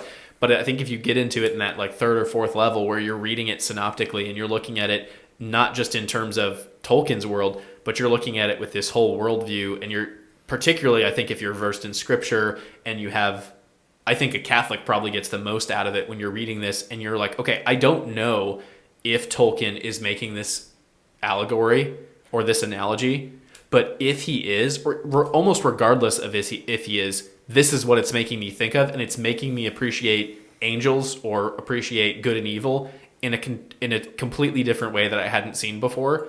So it's beneficial either way. So I don't know. And one of my I think that adds up. Yeah, no, I mean, depending on it, doesn't always matter what the writer wants out of it. That's why I love the idea of the muses. Kind of that they had. It's like, well, the poet or whoever they write, and then the muses kind of work with them to make it really something special. I maybe that's just my experience, but I don't think so. It's something that I've been reading up on.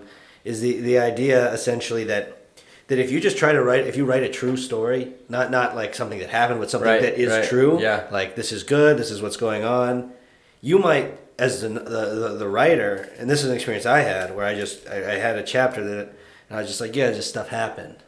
But what you realize is when you write just how things are, truths reveal themselves and hide in all of those places. And I remember Luke reading through and being like, oh, dude, that was really good. You did that there, and this was interesting, and you tied it back to the thing. And I'm like, that's right. Wow. Yeah, that's me. It's like, no, I didn't do that on purpose. But what I did do is I wrote something that was true. Right. And I think the best part about that is I think the even for writers who have the vocation to be writers and they're Catholic, so obviously, but they're not going to just force it down your throats. And I think that's one of the best parts, because if you write the truth, if you write just what's happening and reality and what's objectively true, people are going to be like, man, it would be awesome to be that kind of like, to be that virtuous or have friends with that kind of virtue. Where should I learn about that?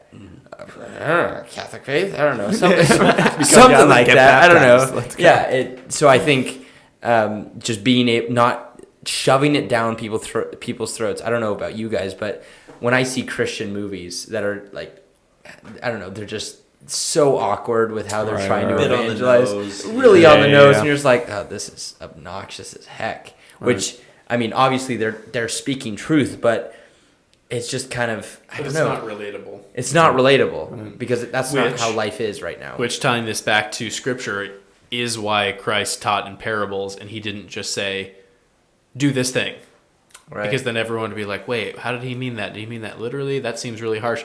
Instead, he would say, okay, let me tell you a story about this. A man had 2 sons, and the first son, and he goes through this whole story, and by the end, you empathize with one, and you understand where he's coming from, and then all of a sudden he goes, okay, now that is how I want you to treat people. And then you're like, oh, now I totally get it. Sure. You know? It paints the picture. And I rather think than that's getting to the partially answer. why Christ taught in parables and not just in blanket statements, which is interesting because even with the Beatitudes might be the only exception where he's just like, you know, blessed are the peacemakers. And he just says it. But I think that even with that, there's still layers to go through. But otherwise, for the most part, it was just parables. And it's almost like, again, presenting this thing, and it applied to all people who were listening. Everyone who was listening could understand the truth that he was getting to, but he wasn't just speaking in like this high Thomistic language that no one would understand. He'd break it down and make it very accessible to everyone while also teaching really fundamental things, which I think all good literature should do. Yeah, I mean, with the parables, it's like, on the surface you can get a very simple message, but then, like you said, Brian, like each time you visit it, it just gets deeper and deeper and I think really, really great literature will allow you to read it and be like, that was really fun. That was a really good story. It doesn't have to be fun, but they're like, wow, that was good. And then if you think about it more, you go back and visit, you're like, whoa, that's what they're saying there. That was really, really deep there. And I think, so I really don't like Russian literature, but I think it's amazing. Like, I think it does everything that it's supposed to do as a great novel, a great book, a great story. But I hate the way that I walk away feeling. And so like I can't stand Dostoevsky because I'm like, I feel miserable. Right. Seriously. So but depressing. it's so there's just so many layers to it. It's so good. It's so well done. It almost makes you want to like it, and you're like, just appreciate it at some point. But yeah. I mean, I never want to feel like Raskolnikov in that little room ever again. No. But I'm sure that I could have a lot of really great learning and things just by revisiting that whole thing. Right. Brian, I remember talking to you. Was it? I don't know who said it. Was it Fulton Sheen? I don't remember. Where you like read something 3 times. Right. Yeah, that's Fulton Sheen. That's Fulton Sheen. Yeah. Yes, Yeah. Do you want to? I don't know. Just mention that. Like, sort of go over that real quick. Yeah. I mean, it's pretty similar to what was in the article that you read, Anthony. But it's he mentioned, and I don't know exactly the words that he used, but it was something to the effect of like, you read it just to get the information. So as it was talking about, it was like, okay, when you, it's not skimming, but it's getting what the book is about. And then the second time you're actually starting to kind of like chew on it and everything. And then, so he actually, it's similarly to how people eat. So like first you taste it and it's like, okay, that's kind of what's going on right now. But then you start chewing it, and then so you're like actually trying to figure out what is going on much more than just on surface level. And then finally, so he said in the video, he's like, I read every book 3 times. The first time I just go through it and I don't try and take much out of it. It's just what's happening. And then the second time he's starting to take it a little slower because I know kind of what's happening. And then the third time he realizes he has way too much time. Yeah, truly. Yeah, right. Like, what are you doing? Right. No, but so the third time it's so when you eat, you have it in your mouth, you're tasting it, you're chewing it, and you're starting to kind of figure out what's up with the food. But then once you swallow it and then it becomes a part of you, that's the third time. So it's not just like chewing on it and thinking about it, but it's like, okay, how am I going to apply this? And I think, since I've seen that video, because it wasn't a very long clip, but it's gotten me very. Or it's kind of stirred this kind of want to be able to read more, but then also read what I'm reading more. So like read it multiple times kind of thing. I haven't gotten around to it, but because I don't have that much time. But to be able to, because I think, and actually again it made me think of it because one of the levels was just, okay, take what's happening.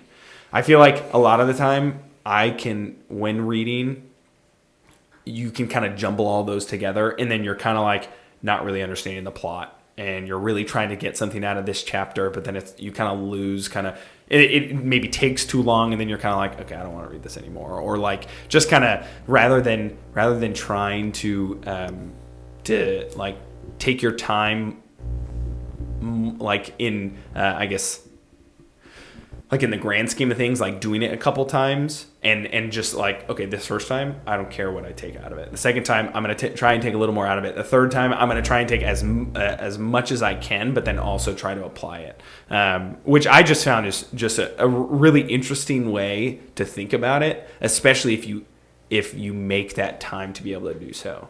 And I guess honestly, whenever I think about it though, because I especially recently in the last like year or so, ever since school ended, I've really tried, because there are so many books and actually I remember a conversation you Danny and Aiden were having on the front porch of the Furtados. Mm-hmm. You were talking about like novels, and you were talking about Russian literature, but then I think you brought up Fitzgerald, and then you brought up Hemingway, and you're like, I just really like these books, or I really like this, and it just made me realize how much literature is out there, and that is so good, and that I didn't read when I was younger. And so it's like, I just have all these books. I have this huge list of things that I'm like, I just want to get through these and read them and try and kind of experience what other people, especially in the Christian community, how people talk about this. Like, I really like this book because of this, or I really liked it because of this, or just kind of, I don't know.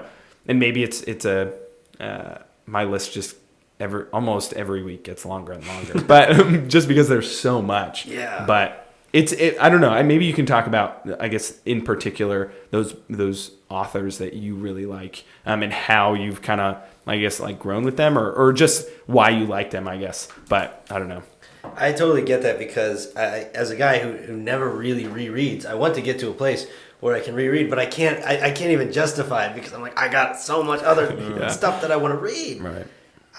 And I am very, I wouldn't say purist. I have no interest in really reading kind of these, any new authors or any kind of side authors, because I'm like, I still haven't read all of the greats that I love. Like, I still haven't read all of Fitzgerald or Hemingway or Watt, the guys that I really, really love. I haven't, there's so many essentials that I have to get through that I never did. Right. I'm like, I'm not even ready to move on. Right. It's like, I have like 2 books right now that I'm reading that I don't want to.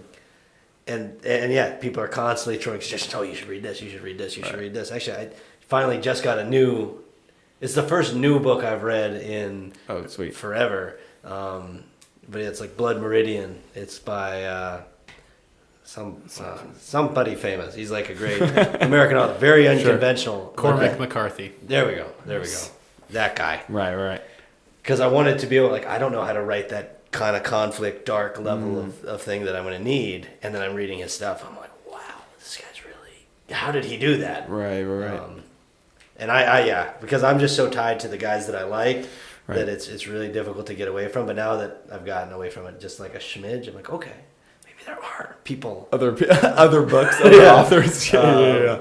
Yeah, I'm criminally, I feel terrible. I'm criminally underread for somebody who purports to be a novelist. No, honestly, it's there's just not enough time in the day. Oh my gosh. You could, there are millions of books, and I don't understand how somebody can be so well read. I'm a slow reader too. Yeah, same. No, true. Right. And especially if you're not thinking about trying to, especially so having a list, but then also thinking, okay, I want to try and read this again. It's like, okay, when am I going to fit that in? Okay, how am I going to read this right now? Then? But YouTube, man, what are you supposed to do? Just watch it. It's so accessible, and it's easy. Just read the Spark Notes. Yeah, I can't wait. Everything you need to know. Yeah, I wonder if that would actually, and maybe there's like a synopsis of. And I'm not saying just Spark Note everything, but like when I actually read that before you talked about it here, but that article, but to think about okay, I'm reading a new book, and just they even say there are people who just start this endeavor to read this book but don't really know what's going to happen or what's happening kind of thing, what the context is. I wonder how much more that would help, like either getting through it or getting more out of it. I guess in that case, it wouldn't be like reading it all the way through, but maybe finding a good resource that can talk about it for you or something. Honestly, I found that if you start a book and you're like 2 chapters in and it's decently interesting, but it's not, it's not the kind of book you can't put down. If you read Cliff Notes or a Spark Note version of it, if you're not worried about ruining the end, you just want to know what the main point of the book is. I've found that if you read that, take 10 minutes and read it, and then read the book, all of a sudden you start realizing like, okay, he's saying these things, but that's not the main point. Right. And you kind of, you don't skim read it, but you kind of are like, okay, I see where he's going. And so you're able to separate the things that are just there and then what's the main point, particularly if it's not, I think if it's a novel or there's lots of characters involved, it's difficult to do that. But if it's a book on just like, how to win friends and influence people, if you read a paragraph summary of that book, it's not the same as reading the book, but then you realize, okay, here are the 5 things he's laying out in the book, or the 10 things he's laying out in the book, and maybe it's not divided by chapters. So as you're reading it, you can identify those points and kind of focus on them better. So to me, I think it depends on the book, or if it's. I also found it really handy in college when you're reading the Greek tragedies or like the Odyssey, particularly, or different things like that. The Theban plays, things like that, and you would read the summary, and then as you're going through, you're like, okay, this is dialogue, but at the end of it, he dies. Like that's kind of the main point, and so it's you kind of are able to cut through the fluff and figure out what's actually important, which helps for testing and for writing papers, but also for being able to critically read it, because then when you read it after reading 2 or 3 summaries, you know exactly what's going on, and then you're able to just pick out keywords and roll with it. Right. So. Yeah. I feel like I could have benefited from that, but I hate spoilers. I don't even read intros to books because I'm like, I don't want you to tell me anything. But I could probably benefit a lot from actually knowing a little bit about the book before I get into it. Still just never do. Right. I'm reading a new WoW book that it's like right now it's terribly boring to get through, and I'm sure if I knew a little bit more about it, I might one of be Scott like, Allen's books. I could get through it, but I'm not in it yet. I'm not really in it. Jane Austen she can get me in. Other than really, not Emma. Not Sense and Sensibilities. Emma's not. That's the good. only book I've read. Not Sense and Sensibilities. No, what do I think? That's why I don't Emma like very much. No, that's the wrong one. That's Little Women. I'm reading Persuasion right now, and I love I think Sense and Sensibility is the one that I'm like, I hate it. I think that's a reference point in my novel. Like I make a point of it several times to be like, I picked it up and then I put it back. That's amazing. That's fantastic. Because I got it at that bookstore in Italy, and I tried to read it, and I couldn't read it, and I will have to someday because I have it. But for me, I mean, like the best way that's been described to me is I forget who wrote. I'm reading 2 other books right now of like just instructional, like, all right, books for young novelists, and he has like another book of just kind of exercises and explaining good tactics and how you want to approach writing, and it's really, really helpful. But the biggest thing is maintaining that dream state for the reader, I think. And that's what he always kind of puts emphasis on is you never want the reader to know that he's looking at a page with black letters and a white background, and that he's in a place. You want the reader to always be in the book and always in a dream, and you never want to write anything that will take the reader out of that if you're going to do novels. Have you read Tolkien's like On Fairy Stories? No. Like it's all about like the secondary world and pulling your reader into that, and it's not escapism because they're able to I think take what you read and apply it to that world, where it's like the secondary world is it's taking a bunch of things from the world you live in. So it's not escapism because you're able to see things that coincide with each world, but it's like you're able to sort of get out of yourself. Yeah. And you're able to be so invested in a story and you're like, I'm not reading a page. I'm reading something that is totally real in my mind. And you have that experience because you'll be reading, and at some points you might be like, oh, wow, I'm just looking at something. Right. But for the past 2 hours, you weren't. Yeah. Right. You weren't. And it's about maintaining that unless you're doing something like metafiction where you're trying to be outside of the thing. And that's a different pursuit altogether. And that would be a whole different discussion of whether does this culture really need to? I think we do. As a sidebar, we should probably make a really big distinction between entertainment and art and really figure out what art is, because I think it's very problematic that just because things appear to be artistic, people assign them art. It's like Doja Cat's new song is not something I would consider art, unless we're saying that art, we have to really nail down what does art mean, and can art be bad? And if art can be bad, then we have to really look into okay, what art is acceptable, what art is not. Or if art is bad, is it not art at all? Is it simply something else? I think our culture has no idea what art really is. Because art, in a certain way, right, it isn't super restricted. There's so many modes and ways. It's not completely defined, but there has to be a category. It has to have some rules. Not necessarily rules, but boundaries. Maybe those are kind of the same thing. But there has to be something where we point to when we say that's art, right? And that is not. And I think that maybe art even more so. But I think that something I think about a lot is with churches, how it's so easy to see a beautiful church in Europe somewhere and you're like, oh, that's a church, obviously.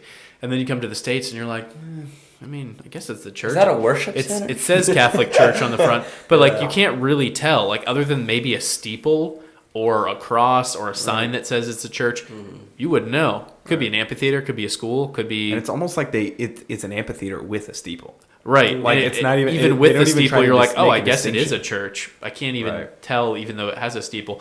And I think a similar thing can be said of art, where there's certain sculptures and paintings where you're like, yeah, obviously it's beautiful. It's portraying I get all these different feelings from it. I'm seeing it in all these different ways and angles. And then you talk about the artist and what they intended, and there's this whole science behind it.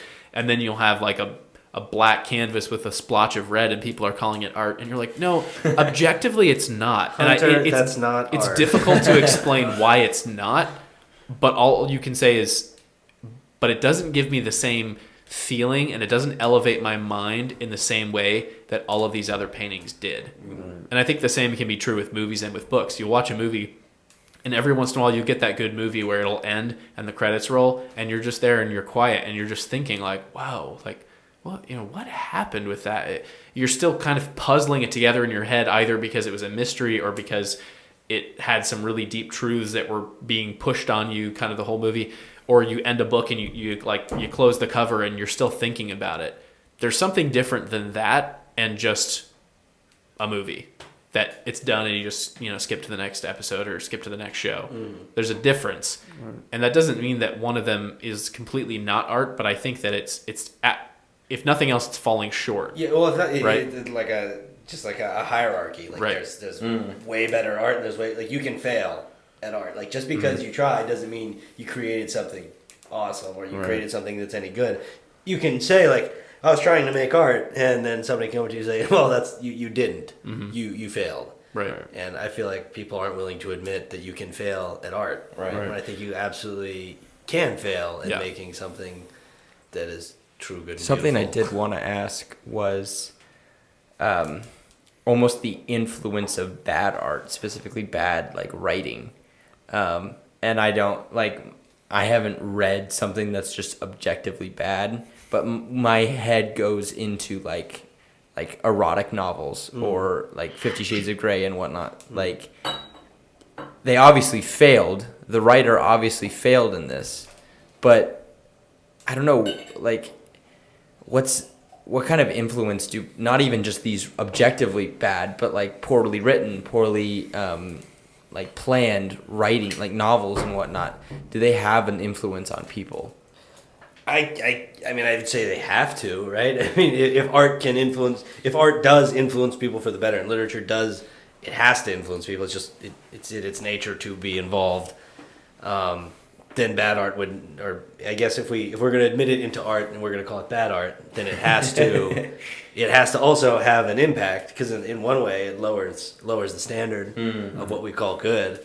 Like the fact, like if Top Gun came out at the same time as Godfather, right? You know what I mean? Right, It's right. Like, I love Top Gun. Maybe it does hold its own in that way. But if you have like something that's mediocre and Yeah. you're just so excited, again, not saying it's Top Gun. I got you. I wish you could see Anthony's his face. frowning. Yeah, he is not pleased. But let's say, But just in yeah. comparison with all the other movies if that are there's coming out. something that's kind of cool, and it's like, oh wow, that's a taste of something we used to know. Then we start to hold that up Yep. as Higher than it the thing actually it is. is. It's Yeah. like no. Right. I'm sorry, but that's not the 1979 Pittsburgh Steelers. It's just not. It's not. Wait, why were we talking about trash? Whoa, buddy, you're lucky on the other side of the table. Kenny Pickett going to the Super Bowl. I'm saying it now. So, so this kind of discussion, it's interesting that art, because art, you talk about paintings, and you talk about sculptures, and you talk about books and movies, but it seems like there's also other areas of life too, which we don't necessarily have to get into, but there's kind of that, whenever I've talked about art or listened to someone talking about art, they can't quite describe why this painting is better than that painting, but it almost seems like it comes down to a universal experience. And it's fascinating because I think objectively there are certain pieces of art that everyone's going to look at and say, whoa. And like almost everyone's going to watch The Passion of the Christ and have something to think about. Maybe they're not going to be blown away. Maybe they're not crying.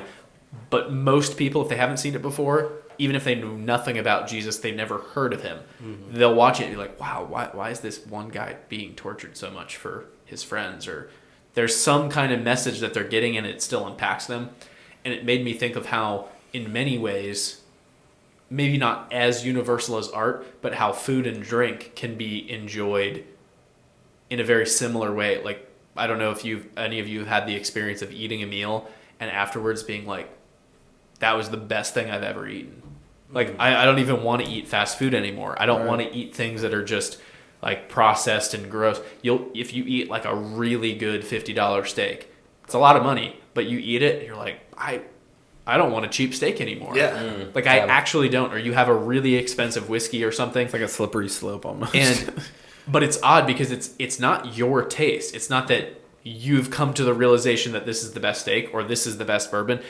If you have a $300 bottle of bourbon and you have a pour of that, you're probably going to like that more than something that's cheap. And maybe bourbon's a bad example because some of that comes down to taste and progression. Right. But I think that food, I've absolutely had meals where I spent money and I'm like, oh, it's $100. That seems like a lot. Like, I probably shouldn't have done that. And then you eat it and you're like, this is absolutely incredible. Like, no wonder people go out and get this great food. So it's interesting to me that there's almost different tiers of this in different areas of life. Like, you see someone who's really well dressed, they're just well dressed, and you can't quite say why, but there is kind of this objective realization or objective experience of that looks good. Yeah, you could just or ask this me. food I'll tastes tell you good. about it, but. Well, I was thinking of someone else, but anything Tom Cruise. I love Tom Cruise. I'm a huge Tom Cruise fan. No, true. Scientology. But then it also, I mean, Scientology. I feel like that just speaks to the society now and what the culture is, like where the culture is, and obviously that just feeds into so many things, because like especially if we just look at food, it's like, okay, fast food. I mean obviously So there's good. like it is Popeyes. Oh my gosh. Oh, well, so there no, but there is Bojangles. Gosh. okay, so there are like that those like obviously Tasty. We'll say tasty. we'll say I don't know about good. yeah no tasty like not fast food scrumptious, restaurants. but tasty. Tasty, yeah. But no, but just and maybe I'll get a little pushback here, but just with If you say Chick-fil-A, no, no, I'm I was just going to talking agree about, with you. no, just like fast food in general, like because fast food has become so prevalent in like America's diet that it has almost like I guess similar. And similarly with like novels, and similarly with like sure. like just with, I mean, maybe with churches too. And so people are like going into amphitheaters with steeples and like, oh, so beautiful. But it's like you haven't been to Rome, Right. So it's like you haven't seen like a beautiful thing. And so I mean, I don't know. Obviously, there are like Chick-fil-A and like spelunkers.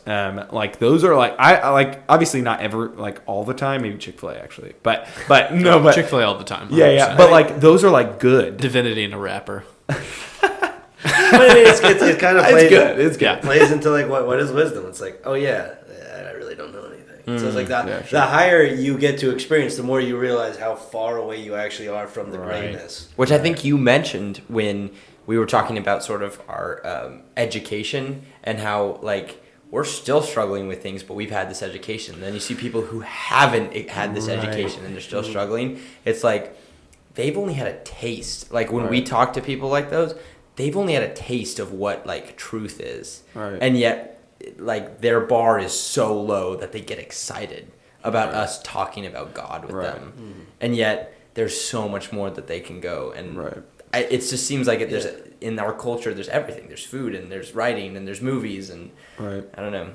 Yeah, it's kind of like a double effect because at the same time you're like, wow, it's sad that you know are It's like it's beautiful that you are so excited. Yeah. But it's like you don't have all the things that we have, but it's like because we have all the things that we had, we should be way more excited than you are to talk about this, you know? And we're not. And we're not.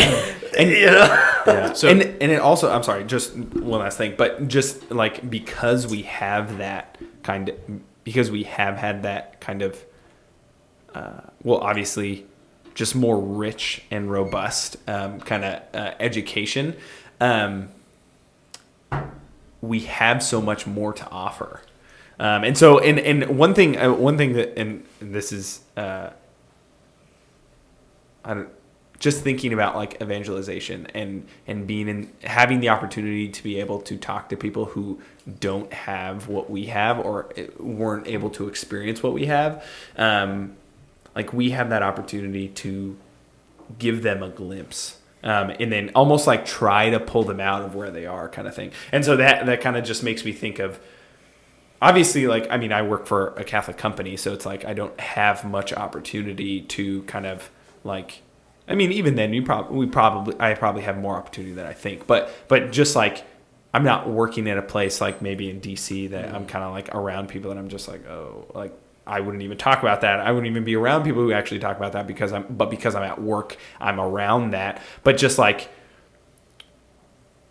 knowing that we do have so much to offer just in what we've been given, just even almost no matter how much you were able to get into it at Christendom. Like kind of like if you were able to sit through the classes, maybe there was a lot more that you could have gotten out of it. There's still so much that you probably got.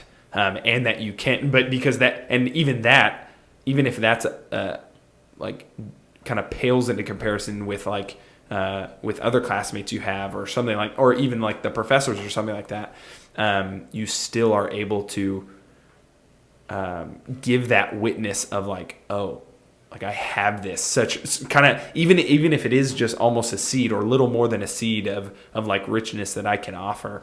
It is kind of it's a really cool thing. And yeah, like I'm the only one in my family to go to a Catholic college.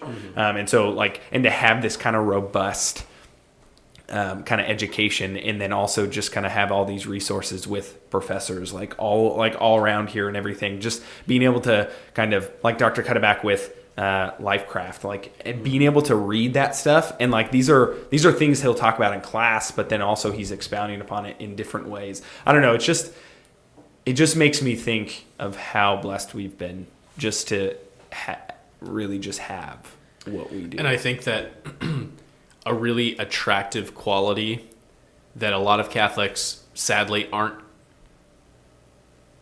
good at showing or don't have, but it's kind of the quintessential quality to have as a Catholic is either like joy or gratitude, one of the two, but to just both be thankful for what you have and the blessings you've been given, and then also this zeal to want to bring it to others. Right. Because there's a fair amount of Catholics that are really happy where they're at, and they understand their faith, and they're grateful for that. But then I think this like kind of either laziness or something sets in. Maybe it's selfishness, and they go to mass, they take their family to mass, they pray the rosary every day, they check all the boxes, but they don't really lean into the evangelization. Right. And that doesn't even mean evangelization of non-Catholics. Yeah. They- Or like it even could getting on be. like a soapbox and talk like Yeah, it could be, doing and, one of and these you things. should absolutely bring in those people into your life. But it might even just be helping those fellow Catholics who are struggling with their faith, or doing something like this where you're engaging in conversation, even if no one in the group is in direct disagreement. Right. But just to raise awareness that this is a good thing to pursue, and that Right. conversation about things that are true, that are good, that are beautiful, that actually matters, that actually has moral weight to it, and it's not a waste of time. And at the end of the day, that's all you should be talking about. There shouldn't be just frivolous, like kind of like classic workplace. How was your weekend? Great. What are you up to? Nothing. Just But those have their place, right? they But have all their should lead. They have their place, you know, exactly, but it should right. lead towards Yeah. like begin I want the to. conversation to go into Yeah, these Cutterback more would things. always say, yeah, sorry. No. Yeah, he would always say, right, like higher goods don't look down on lesser goods. Like it's about an order. Right. And that's so important. Right, and so it No, can truly. start with a polite conversation, but ultimately, that conversation should lead to what is the end of our life? Like, what are we living for? What is virtue? What is the good life? How do we pursue that? How do we help each other get there? And a lot of that, people just don't talk about. Right. They've never been exposed to it. They don't know how. Exactly. bad. But there's this hunger, Yeah. and I think that's why podcasts like Pints with Aquinas and other things like that take off and have so Doing much. virtue. Well, Yeah, and that doing one too. virtue. Yeah, yeah. Well, number Okay. 2 behind Pints with Aquinas. Yeah, right. Not for long. I mean, Right, not for it's- long. We're coming for you, Matt. Yeah, Fred. yeah, exactly. But actually, he gave us a shout out. I tuned into his live stream and asked Dude, him. Yeah. let's go. So, Right on. and he just said, "You want a shout out?" Okay, well there it is. Like that was it. Still, hey, it's a shout out. Hey, no, look, mark my words. One day, we will be interviewing him. Okay. Oh, that'd be so. It- Let's go. it's No, all- he'll be interviewing us. I know, true. Yeah, Either, honestly, okay, either he'll way. be interviewing me. You know what? Somehow As long- we're like, yeah, as we're long as doing I this know thing, someone Danny's that's the only one involved. it's just Danny. But I think it speaks to the fact that he's willing to sit down and talk to people. Most of them are Catholic, but just kind of have open dialogue. I think some people would view that as lazy, but I think that he's actually just genuine, and people hunger for people who are genuine. Right. That's why when you have shows, when you have these characters who are like kind of doofuses and kind of worthless in many ways, but they do things that are like, just you're like, oh yeah, I see myself as that person. Like they keep messing up, but they're good-willed, they're good intention, they're trying, they're there for their friends, but they slip up. That's the character that everyone falls in love with and really likes, which is, I don't know if this is the best example, but like I think that Michael Scott in The Office, so many people despise him yet still like him because he's constantly searching for friendship, and he's constantly like trying to get in and trying to be funny and trying to do all these things. And he's not, but you also see that perseverance that he keeps trying. Right. And so so then when bad things happen to him, you feel bad for him. You don't actually think like, oh, serves him right. You actually kind of empathize with him a bit. And so I think when, in a similar way, when you're thinking about art and you're thinking about movies and you're thinking about books, you have those characters that are relatable. That's what people are hungering for, because that it's the truth. People want the truth, and they don't know what it is, and they're being lied to constantly. And so to have this like breath of fresh air where they read a book and they're like, yeah, that's 100%, that happened to me last week. Right. That's the type of thing that people latch onto. Honestly, one thing that just made me think of is really two things.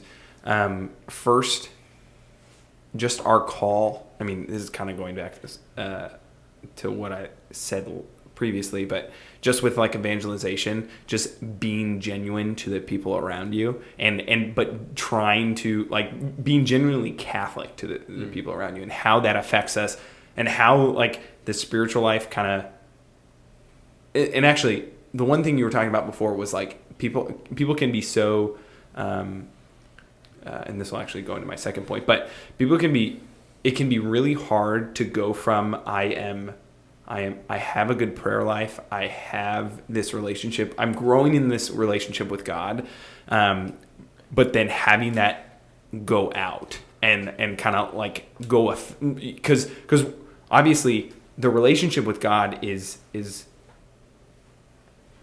obviously in heaven. That's what it's going to be. It's just going to be this in the presence and in the relationship with God.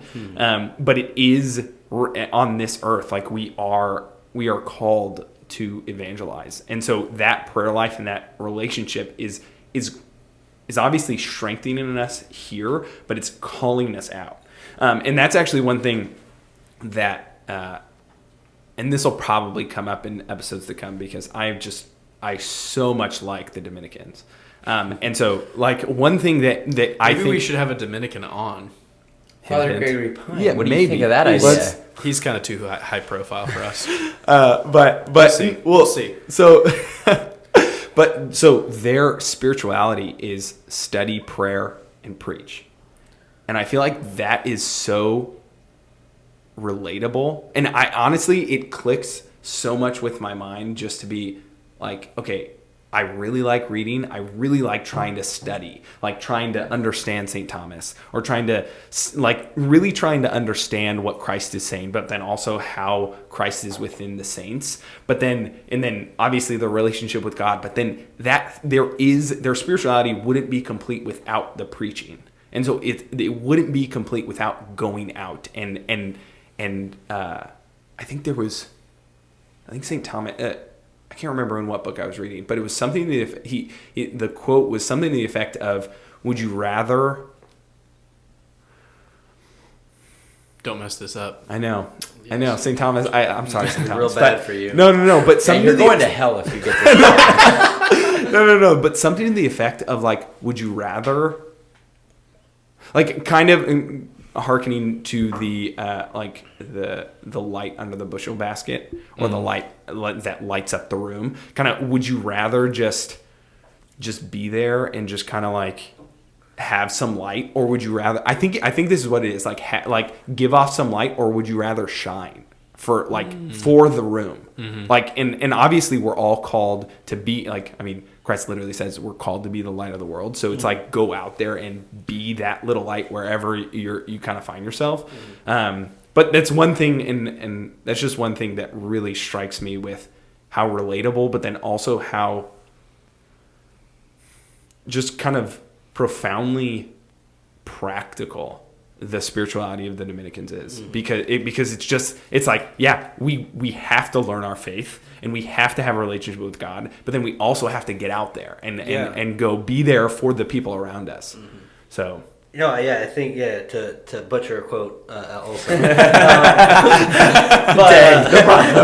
To quote someone completely inaccurate. What is the one that you'll set the world on fire? What's that quote? Catherine of Siena. Yeah. What's the quote? Oh, by being like, if you be yourself to the fullest extent, or something like along that. those lines. Yeah. You know, you'll if you are what God wants you to be. You're gonna set the world on fire. Right. And that's a direct quote. Yeah, You can definitely quote yeah. Count it. No, but I think I think us as Catholics, I think in that the light of what you said, it's like we have to take that understanding seriously.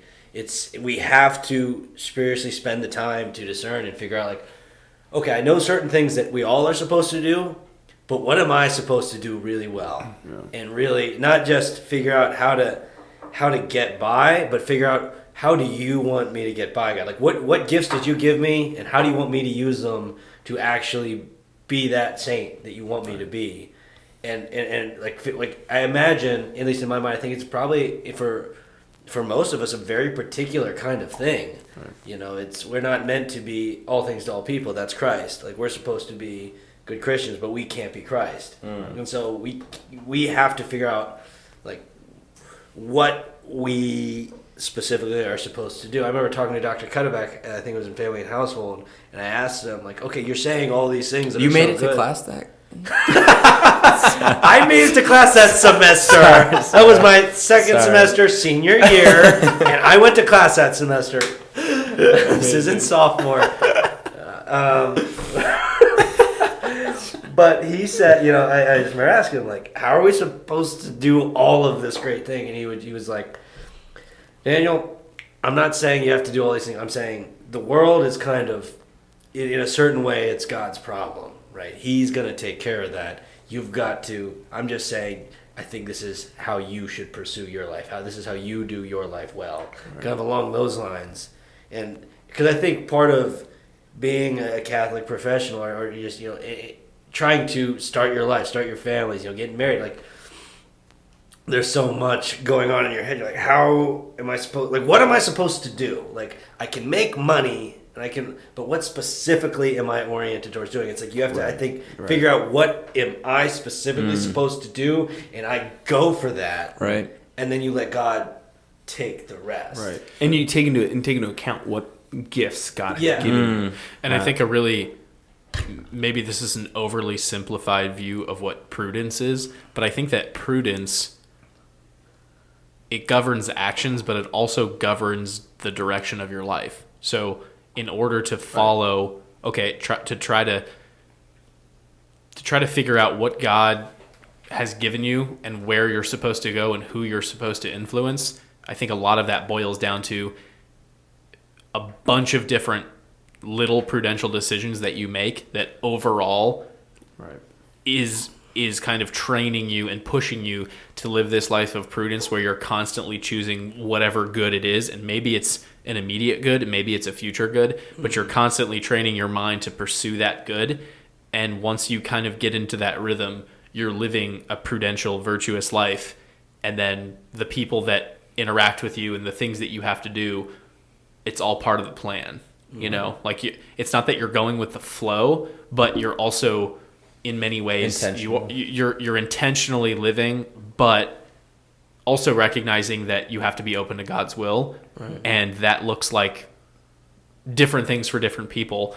But you can still live every day with intentionality and with this kind of vision of the future and where you're heading, so that you have a better idea of how to intentionally live every day leading to that point. I want to be this way at the end of my life. I want to be remembered in this way, or I want my kids to grow up this way. Therefore, these are the things that I have to do on a daily basis, on a yearly basis to get to that point. Yeah. Right. And I think that's the only way that you can actually live the Christian life, is to take the truth that you've been given and take the good things that you've been given and then put that all together in this almost living moment to moment with the end in mind. Right. Yeah. Like, make a decision and pursue that, and then let God correct you. Right. Like, for me, it's with novelism. It's like, I could be totally wrong. Maybe I'm not supposed to write books. But I fully right now, through my prayer and all the gifts that that I've been surrounded with. It's like, I think God wants me to write some books. Right. And I want to pursue that radically, and then I'll let God correct me at the end of the day. But I think you gotta go after soming. Right. Yeah. Well, make the choice and then take responsibility. Yeah. And then if God is going to correct you, He'll correct you. Yes. Right. I think I don't know if it's confidence, but having the ability to just go 100% at something, and you're gonna go at 100%, and God's gonna, like you said, you're gonna find out pretty quickly if this is a good idea to go 100%, or if something needs to be reevaluated. I think that's perfect. I think it's a great way of putting it. Yeah. Thank you. Yeah, it was one thing, and the one thing, Anthony, you were saying about like God's will and being active within it, but then God working within God's will is such an interesting thing, because you are being active, but then you are being passive, because you have to. You are kind of reacting, or you're not reacting, but you're taking in what's going on around you, and that's God's will for, like, and God has a plan for you to act right now. But it is that kind of push and pull of being active, but then also being passive to how God's working through grace in your life. It just, it is honestly, it's very freeing, because as active as we have to be, and we have to choose. We have to like go 100% and do that thing that we think we should do. But then we can also be passive because it's like, no, all right, no, I'm going to trust you right now, God. Like I'm praying, I'm conversing with you. I'm trying to figure out what I'm doing, like, and what I'm supposed to do and what you want me to do. And I'm going to move forward with this thing that I think you want me to do. And then it's kind of not out of my hands because you're always acting, but kind of, because then it's like, okay, maybe things are just not going to work out the way you think they are, or something's going to like fall through or something like that. But it's just definitely paints a very, like, all the saints talk about God's will and how beautiful it is. And like, if you do God's will and you are the person God wants you to be, you're going to set the world on fire. Like, he's going to correct you so that you can have the most kind of influence. Yeah, it's kind of funny. It's just like the action you have to take, but also the submission. Right, exactly. Right? Like the novena I'm doing right now is all about just like, give it to God. Right. Like, just let him. The surrender novena? Yeah, that one. And I've done it before, and it's just really works wonders. But it's just such a funny dynamic of like, you have to do like pursue, but then also like I can't assume that anything's really going to happen. That's why the great line, you know, I'm not the God of the philosophers. I'm like, but I'm not philosopher. You know, it's like you're then you know the Shakespeare kind of line. There's more to heaven and earth, right? Than Sure. Or whatever, Horatio, something along those lines. but it's just like, I love that idea of like, yeah, of course God wants us to pursue knowledge and greatness and whatnot, but it's just so beautiful that he's like, I love you, but you're just not gonna get it. Right. And it would hurt you right now to do that, but I will give this to you later. Just stick with me. You know, I will take care of you always. Right. But don't try to be. You're not me. Right. You know, remember your order in this, and remember that I love you, and you should love me. Right. I guess lastly, I did want to ask: have you ever done? It's one of the 33 days. Morning Glory? No, not Morning Glory. The one with Saint Therese on the front. Liz You Glory. Classic. Yeah. No, but it's all about trust. So it's 33 days, and I really need to remember. I mean, I'll send it over. I'll do it. Yeah, I haven't done it. Yeah. No, it's 33 days to merciful love. Yes, okay. so wow, good. Anthony, how did you know that? Wow, It really is just once. steel trap Honestly, memory. sorry, probably last thing, but just when I think that was the beginning of like the way I learned surrender and trust. It was like Saint Therese has such. It's so simple. Like, her teachings are so simple, and I mean, obviously she's a doctor of the church, so they're so simple, but they can be applied so widely. But it is just like, it's once you learn, there's such a robust kind of understanding that one can have, especially in the Catholic faith, about surrender and trust, and it just like paints the whole picture of everything going on kind of around you. It's just I don't know. I mean, surrender. It's such everybody needs to pray about that and like try and like just kind of fall into that. So that's cool. I mean, I'm thank you for coming on. This has been great. Yeah. I've been loving this. Yeah, that was To end it, I guess, very quickly, what is your hope for your book and your future writings? Oh, dude. How much do you want it to add to your net worth? Yeah. I want a concrete number. 3.78 trillion. Hey, no, That's doable. reasonable. Yeah. Lower than I thought. You know, my goal is to just you know, I would like to be an annual kind of guy, writer. You know, like once I'm going to take as much time as I need on this first one, but after I get my first one and I get everything rolling, I would like to be able to do kind of a book a year. I think that'd be really healthy pace, maybe two. I don't know.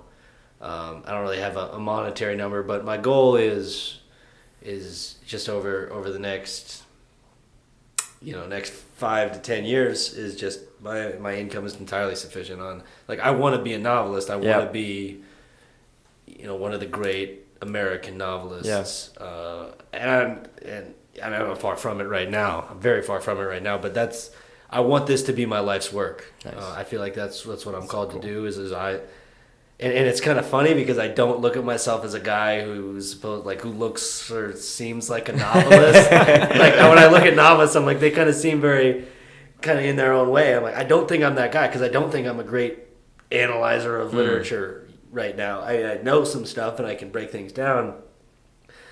But I do think I've been given particular talents to write well, and I think I'm supposed to pursue that, and I love it. And I feel strongly that God gives you passions towards certain things because you're supposed to pursue them. Like that's almost like a calling card of like, you love this, Let's do because I want you to do it. Not any other way. And so my goal is to become one of the great American novelists, and God willing, become a vessel by which I can create something beautiful that will lead people to God. So when they read it, they'll think, and then, if we get one, No, truly. That's the goal is for the glory of God. That's what it's got to be, and you got to keep that in mind. And if I don't, then even if I become successful, quote unquote, I'll become a miserable hack. So I gotta keep God first. Well, Let's go. thank you, Danny, for being here. Appreciate it. Of course. Thank you for having me. This has been Doing Virtue, A Catholic podcast. Where virtue is what we do. Cheers, everyone.